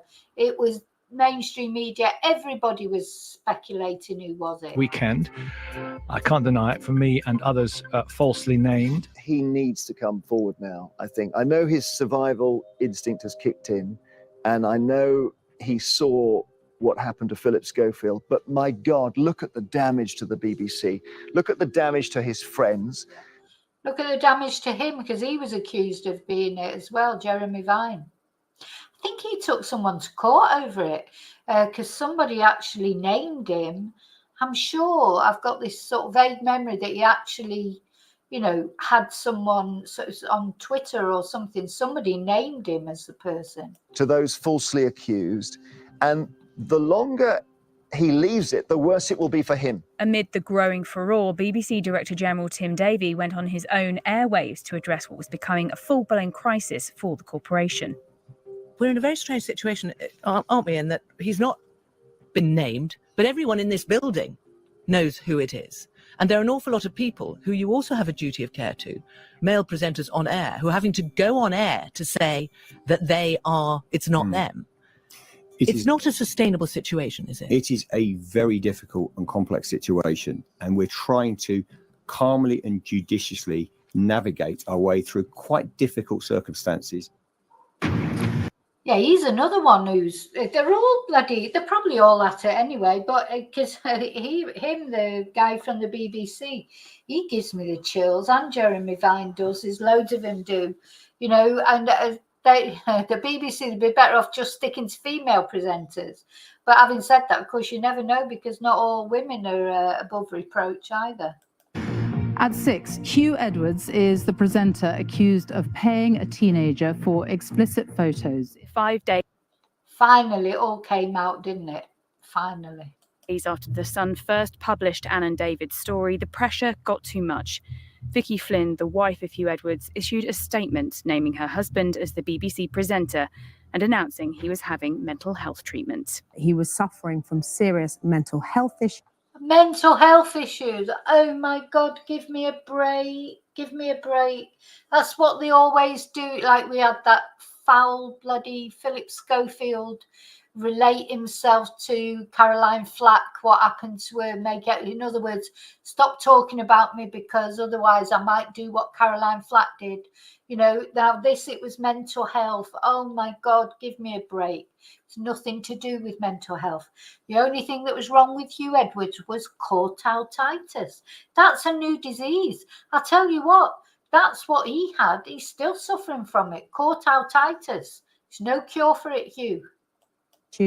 And is now receiving inpatient hospital care, where he will stay for the foreseeable future.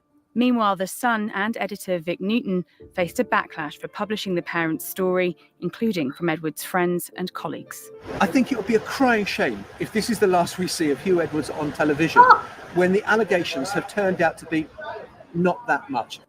Oh, what? John Sopel, shut up.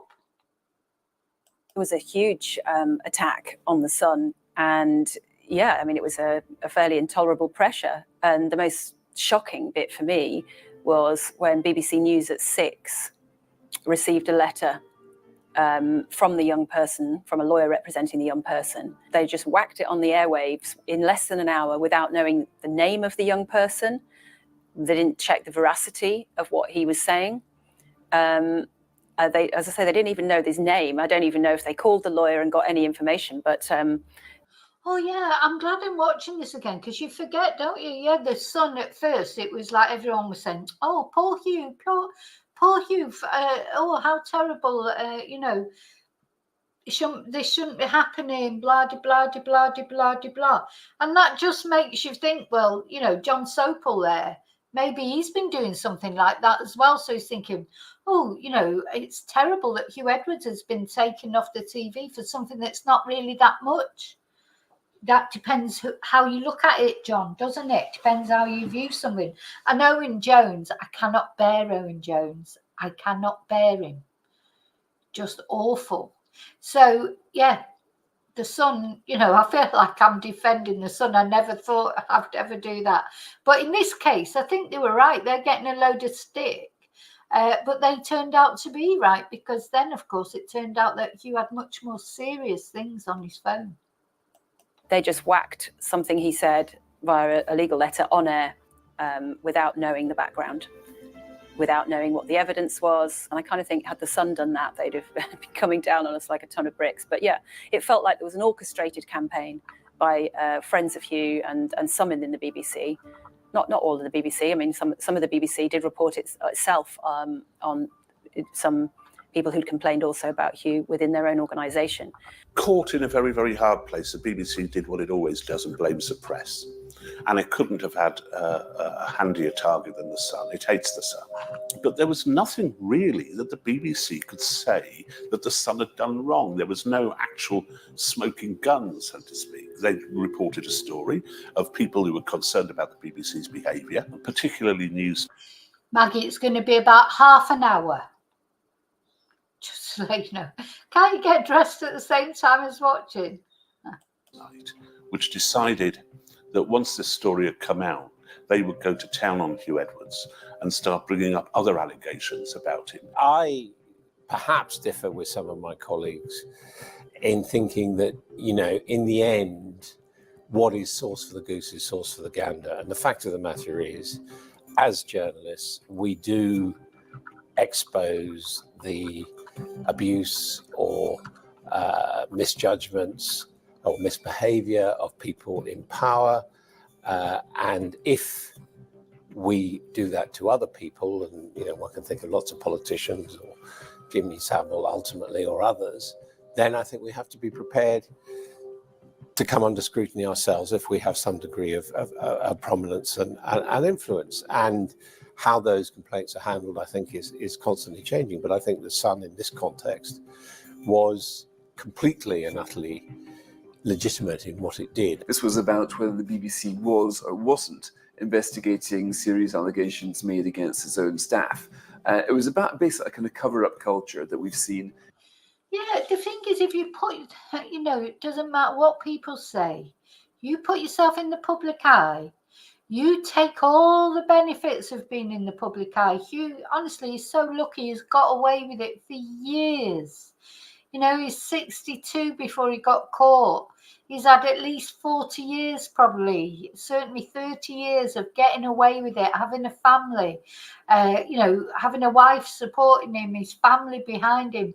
He's had the best of everything, the money, the reputation. He's had a blast. He's had a ball for 30, 40 years. And he put himself in the public eye. It was him who was going around talking about religion and churches and, you know, representing himself as some perfect person. Nobody else did that, and nobody else got the benefits of it. He got the benefits of it, and the BBC.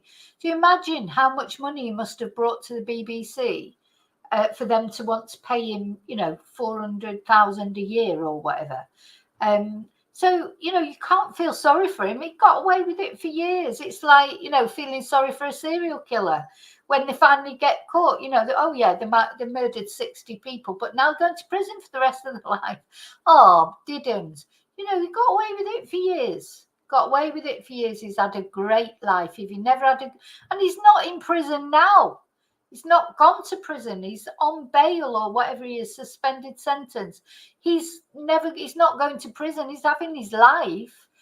His wife might be divorcing him, but, you know, as I say, he's not going to live in a tent on Oxford Street, is he? He's going to have a good life. And now he can go out with as many young boys as he wants.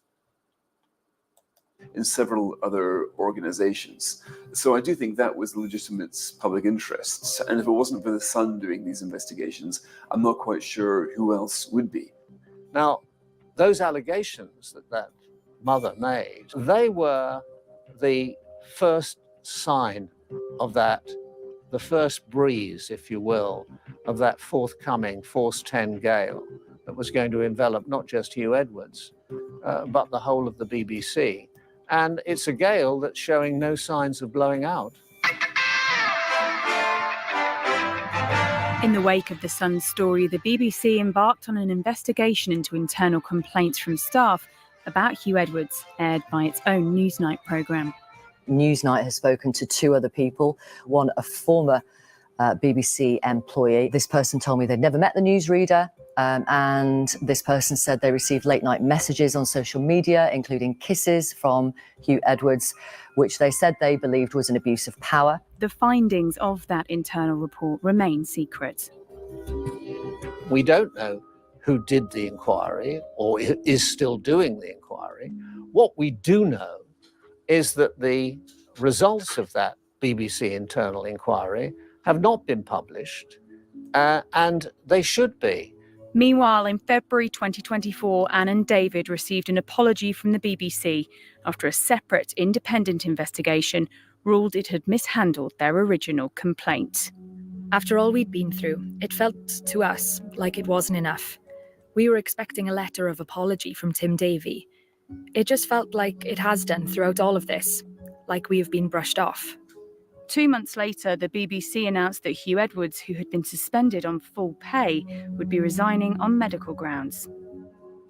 So it seems to be that Huw Edwards was allowed to leave the BBC on his own terms, knowing, having a guilty mind, as he must have had, what he'd done. He has profited mightily by the prominence of his position at the BBC. He was a star. He was paid a star's salary. What no one knew at the time, apart from a very small group of BBC bosses, including Director General Tim Davie and head of... Tim Davie is as creepy as anything, I think. Sinister looking as anything. News Deborah Turnis, was that 6 months earlier, Edwards had been arrested by police on suspicion of serious child sex offences. So this was not known at the time, that actually 6 months before any of this, he had been arrested on suspicion of serious child sex offences.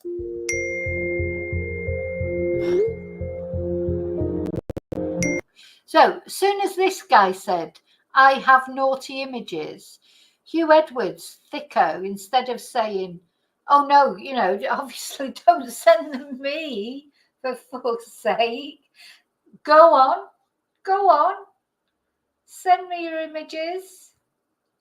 Oh my God. Deserves everything he gets, this guy. Young. So he even tells him they're young. Go on. Ages can be deceptive. Can they, Huw? Your age isn't deceptive. You look exactly how old you are. Just disgusting. This man, Alex Williams, a 25-year-old from South Wales, had been convicted of sharing indecent... So, I didn't know they were going to show this guy. I think this is the first time I've seen pictures of him. But so he's been convicted. He's in prison, I think. Because he's not Huw Edwards. So he's been... How did they meet up? It must have been on some website, I suppose. So he's 25. Images of children with a group of 5 paedophiles. One of those men was Huw Edwards. Williams, who trawled the dark web to access and distribute some of the most serious images of abuse, had been reaching out to celebrities online, on WhatsApp and Telegram. Edwards was the only one to respond.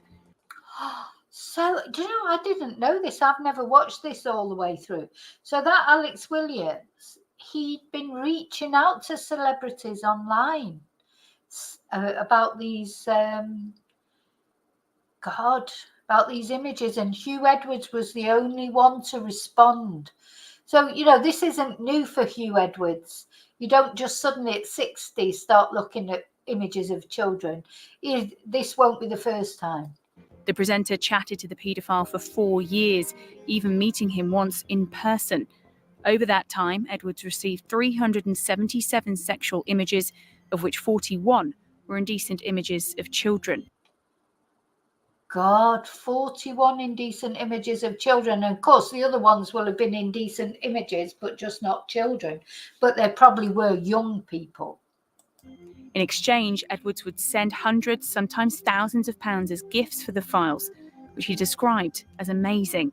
Williams used the money. He said they were amazing, and he sent this guy money as well. Why is this man not in prison? Why is he not in prison? Honest to God, this is disgusting that he's not been sent to prison. Money to support himself at university.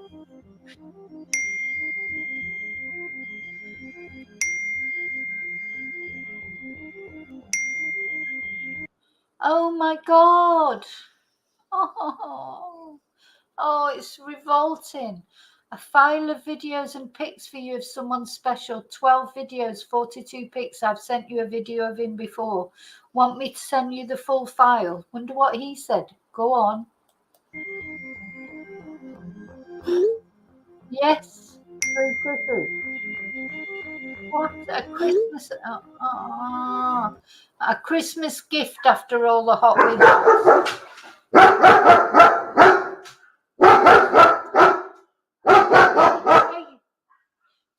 That's the Chihuahua. Hey, are you going in the bathroom? Are you going? Shh. So he says, "What do you need?" So he's asking for money there. So this guy has been asking for money off him, and he's been sending it because he's been enjoying these videos that he sent him. Make way! Make way! Yeah, I bet the other guy didn't have a police escort when he was going to court. Just over a year after the Sun's original story, Huw Edwards made a confession in court, admitting to receiving 41 indecent images, including 7 of the most serious type, Category A, of children as young as 7. Former BBC news presenter Huw Edwards has pleaded guilty of making indecent images of children. There was one time when my son said to me, "Do you think I'm the only one, Mum?" And I had to say, "No, love, there'll be others." But I was shocked when I heard the full extent of what he had admitted. When I heard that one of the children in his picture collection was a 7-year-old boy, I just cried and cried. It's so much worse than I thought. At the same time that man was grooming my son, he had these horrible pictures of children on his phone. No one will know what that has been like for me as a mother. It was a strange reaction, actually. I felt sick at the charges. I mean, that day on the Monday when we got them confirmed, I literally couldn't believe it, that they were that serious.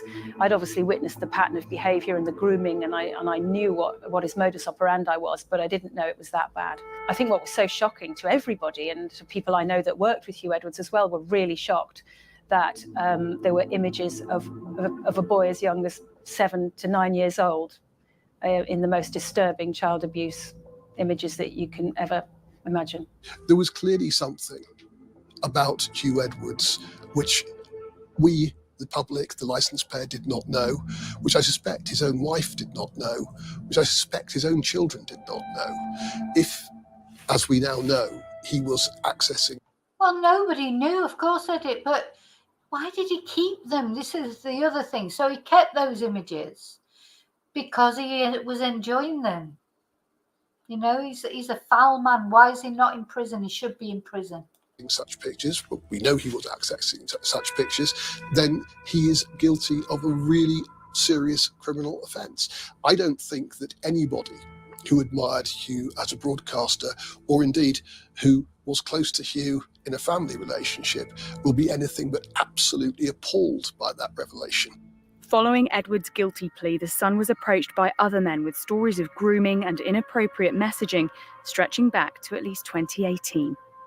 The enduring image, of course, from that service was that of Her Majesty the Queen, sitting alone as her husband of 73 years was laid to rest. Whilst anchoring the official coverage of Prince Philip's funeral, Edwards pestered a junior BBC producer he was working with to come stay with him, despite COVID restrictions.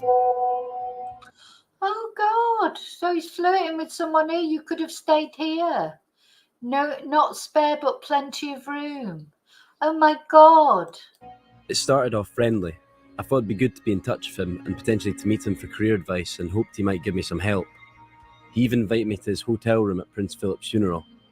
I thought that was incredibly inappropriate and also against the COVID rules, which I was abiding by. Every part of the United Kingdom is now in lockdown.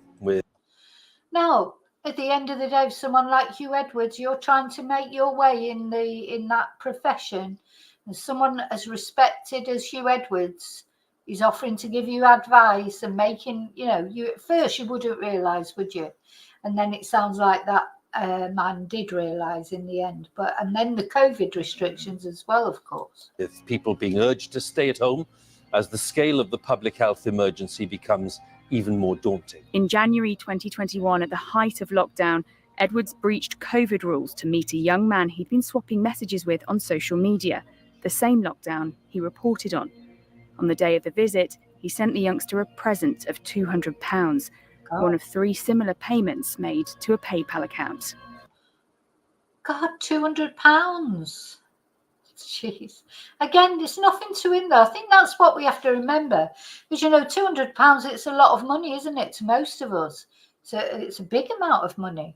And but to Huw Edwards, just like probably 20 quid, mate, not even that, probably. Someone earning what he's earning. And don't forget, not only what he's earning, but he'll get expenses. He's probably got a car. You get loads of freebies. Everyone moaning about Keir Starmer's freebies and what have you. But he will have been do you think he ever paid for a ticket to go anywhere? You know, when these people that earn these sort of wages, you know, and he's earning a lot more than any politician's earning. Wasn't it 400,000 or something a year? He hasn't really got much to pay out of that because he'll get loads of other freebies. So that's sending that boy or that man £200 seems like a lot of money, but it won't be hardly anything to him. Nothing. Huw Edwards came round for an hour. I was quite shocked that he broke the rules to come meet me because of who he is. I was just a random person online. It was complete hypocrisy. He thought he was above everybody else. The BBC points the fingers at others who do wrong, but their big star was happy to act like the rules don't apply to him. And several other young men came forward. One claimed that after meeting Edwards on a dating app, the presenter had tried to impress them with his celebrity connections. Some friends of mine are going to share some wonderful things with you, starting with me and my friend Huw. Now, of course, they will be friends because they're both Welsh, aren't they? But please, God, don't let things come out about Tom Jones. I know when Tom Jones, when he was younger, you know, he was a womanizer. He was a womanizer, of course. But it's different, isn't it? It's not being a child lover, is it? Let's hope not. Please don't let anything ever come out about Tom Jones. God, my mum would spin in her grave. She loved Tom Jones. My mum adored him. Absolutely adored him. And you know, I didn't like him then when I was young, but, you know, he's had an enduring career, hasn't he? Please, God, don't let anything come out about Tom Jones.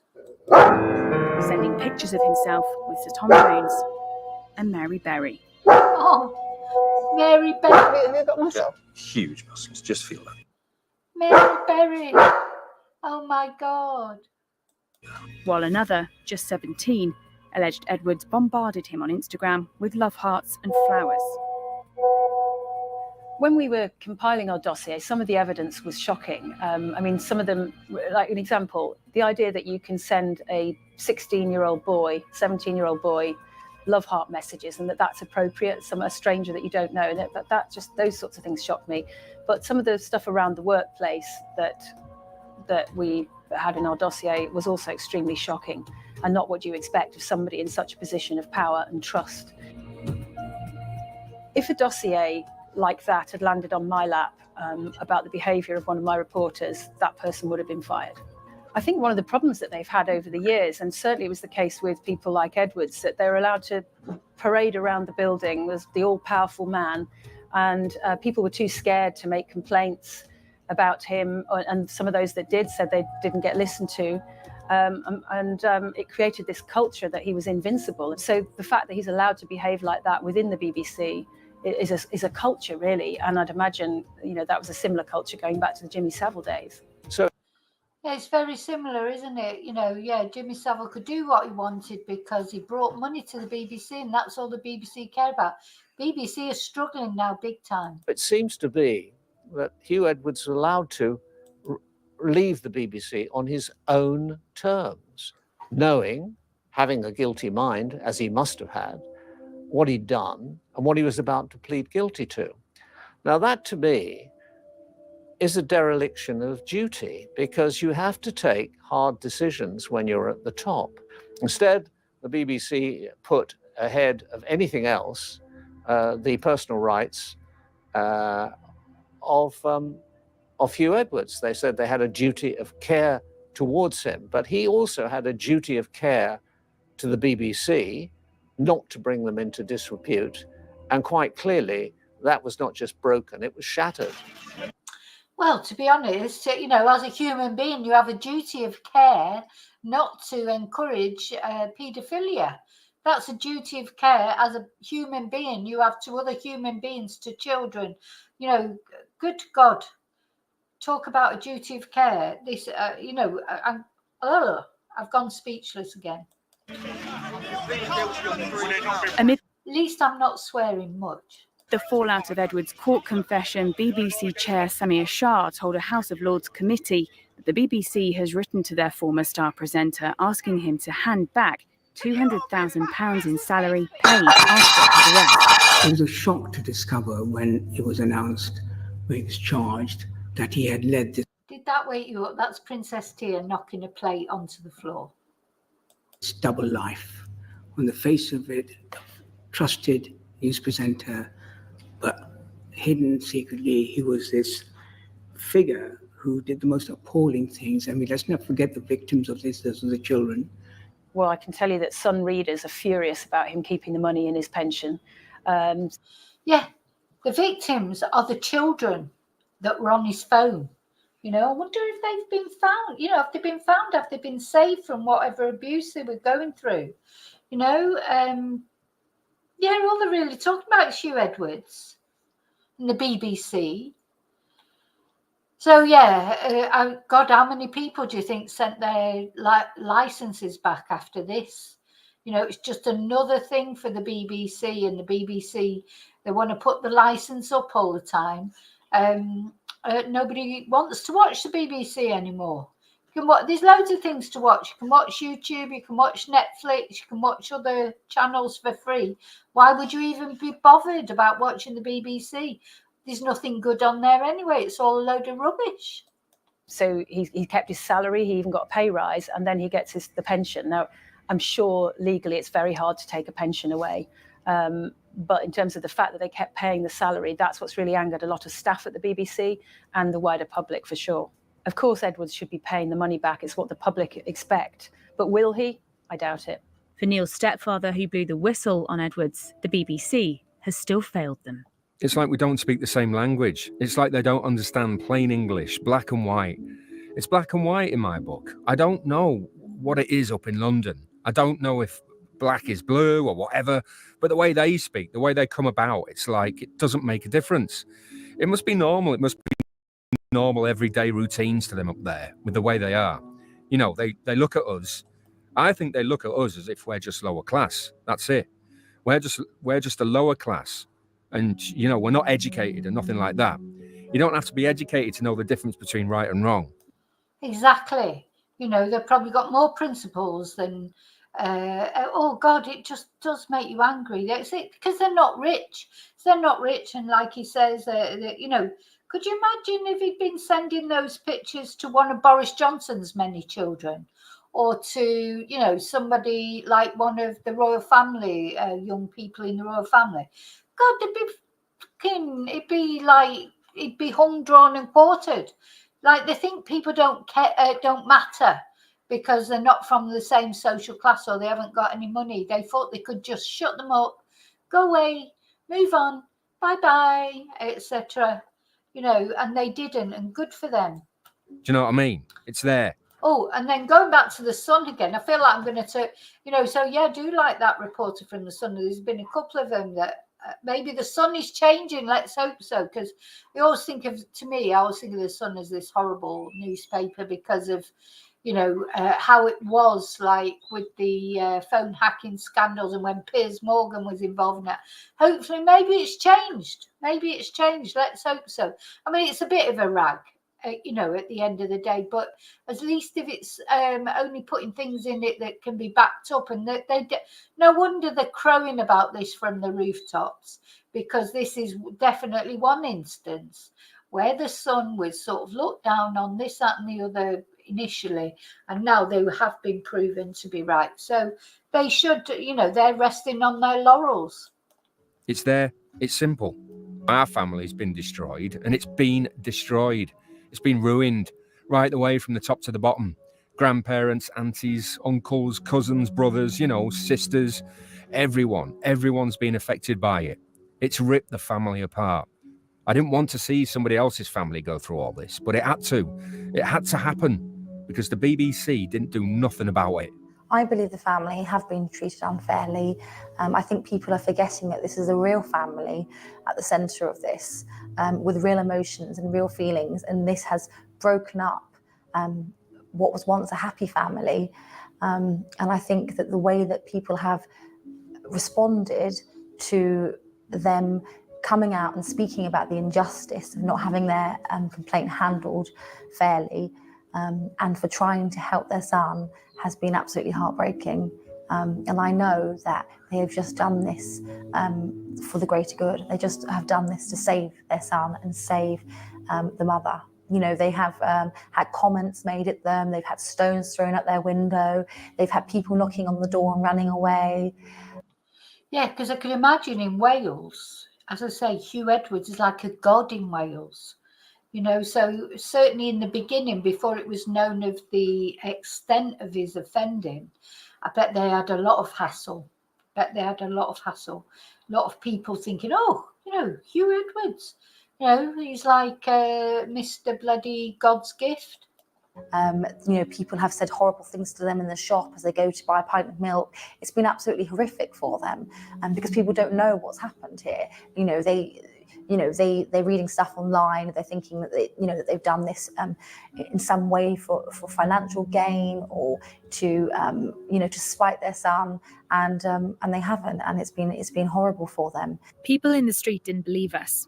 We were called liars on social media by friends and colleagues of Huw Edwards. There were certain people who attacked us because they hated the Sun newspaper. We were in the eye of a storm, but everything we were saying was true. Now the whole world can see the kind of man he is. I knew he was an abuser, but now I know he's truly a monster. He should go to jail. Otherwise, he's not stopping. He's going to keep doing it. End of.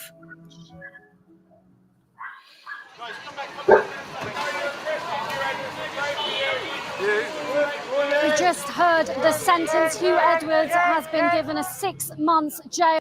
Now, he was expecting to go to prison because he took his suitcase with him. He was definitely expecting to go to prison. But it's not 6 months suspended sentence. That's your two-tier justice. That is your two-tier justice in the UK. Suspended sentence for 2 years. And this sentence also includes a sex offender treatment programme and 25 rehabilitation sessions.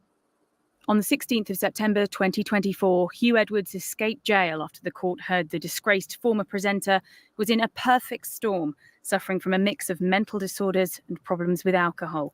The court also heard Edwards had a complex personality brought on by his troubled relationship with his puritanical father. Sure. For Anne, the boy's mother... Yeah, he's got a complex personality because he's a sociopath, a narcissist, an abuser. Can't blame anybody else you want. So it's his father's fault. It's mental health issues. People living every day with mental health issues don't go off abusing, don't go off collecting child pee on the internet. It does make me angry, all that. It's just all those excuses instead of him, just owning up to the fact of he's gay or he's bisexual. Not that means that you do those terrible things, but stop blaming everybody else. Take responsibility for your own actions. No punishment is enough for Edwards. Unable to confront the former presenter in person or in court, she's poured out her feelings in an open letter.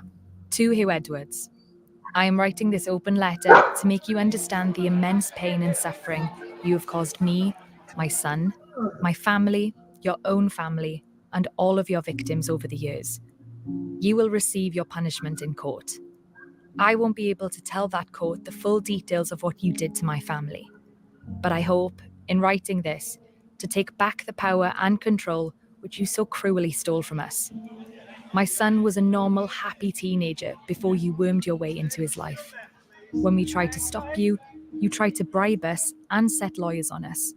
Your friends in the media tried to smear us as liars.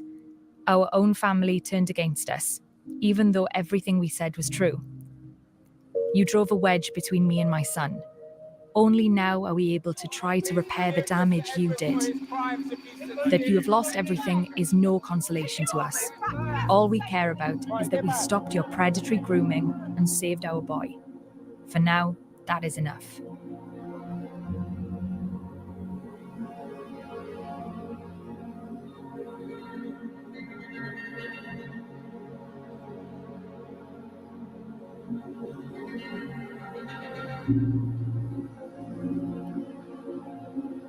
So there you go. I think that was an interesting little documentary thing by The Sun. And yeah, kudos to them. They did, for once, do the right thing. And why he should be in prison. In my opinion, he should be in prison. And of course the boy took the money. These 17-year-olds. Imagine if you're a 17-year-old and you haven't got much money, and then a famous person comes along, offers you money, you know, for sending photos and stuff like that. Many 17-year-olds would do that. I do know of some that have done exactly the same thing, to be honest, but you know personally people, but not actually ever met. Or anyway, never mind. That's somebody else's business. But yeah, that's why they pick young people, because they're impressionable, you know. But if there'd not been many people who didn't have much money that wouldn't be swayed by that. If someone offered you £200, all you had to do was send a photo. I mean, it depends where it is, of course, but you know what I'm saying. Especially a 17-year-old. But anyway, so the guy, that's not, for me, is not the issue. The issue is the photos that he had on his phone with that other child lover who has gone to prison. But bloody saintly Huw, he's got away with it. So anyway. No, I wasn't meaning to be on as long as this. Thank you to those of you who are still here. David said he was going ages ago, but he has popped up back on a couple of today. David's still here. I know. I don't know what happened to Maggie, whether she went off and got a shower in the end. So I'm sorry it went on for so long. It wasn't supposed to go on for so long. But anyway, it did. And it got a bit heated, didn't it? We've all had a lot to say. Caused chaos in the chat. In a good way. Debate's always good. So anyway, I'm going to go and have some lunch. I'm going to have a big glass of wine. And I'm going to have some lunch. It's Sunday. Hope you all have a peaceful, tranquil Sunday. Oh, just before I go, I'm going to just check, make sure there's no news about Victoria. Because, you know, Victoria Taylor, the lady who's missing in Malton. No, I have been checking. There have been updates issued by the police, but really the updates are just that there's no update, if you like. So we're just waiting to see. You know, the police still feel that she's gone into the river. Everyone's still searching for her. Hopefully there'll be some news soon. And Maggie's still here. Yes, well, I got dressed before, as you can see. I did take the dogs out this morning. Went for you know, took them to the beach. I had to get dressed to go there. What else do I want to tell you? Yeah, I'm hoping that I'm going to I'll be able to carry on doing lives. I've got a problem with StreamYard, who I use to do my streaming. They've suddenly decided that they're going to go from, like, I was on this basic plan that was $9.99 a month. And you might have noticed there's no StreamYard logo now, because they've took that off and they've made it. It's great. I mean, there's loads of things you can do with StreamYard, but they put the price up to €47. So from $9.99 to €47 a month. So I'm not paying that. So which is a shame, because I've got used to StreamYard. I know there are other streaming things, but I've never managed to get the hang of them. There's OBS or so. Anyway, so I'm looking into it all. I will still be able to do lives, but the problem is with StreamYard, I can show, you know, like the videos that I show you and the pictures that I show you. That's if I just stream through YouTube, I can't really just do that on its own. But anyway, never mind. I can still make videos and upload them. That's not a problem. But I know every now and again it's nice to see you live, isn't it? But not usually when it goes on for this long. So I'm waffling now, and I'm going to go and I'm going to leave you. And until I see you again, may your God always go with you. Bye. Thank you.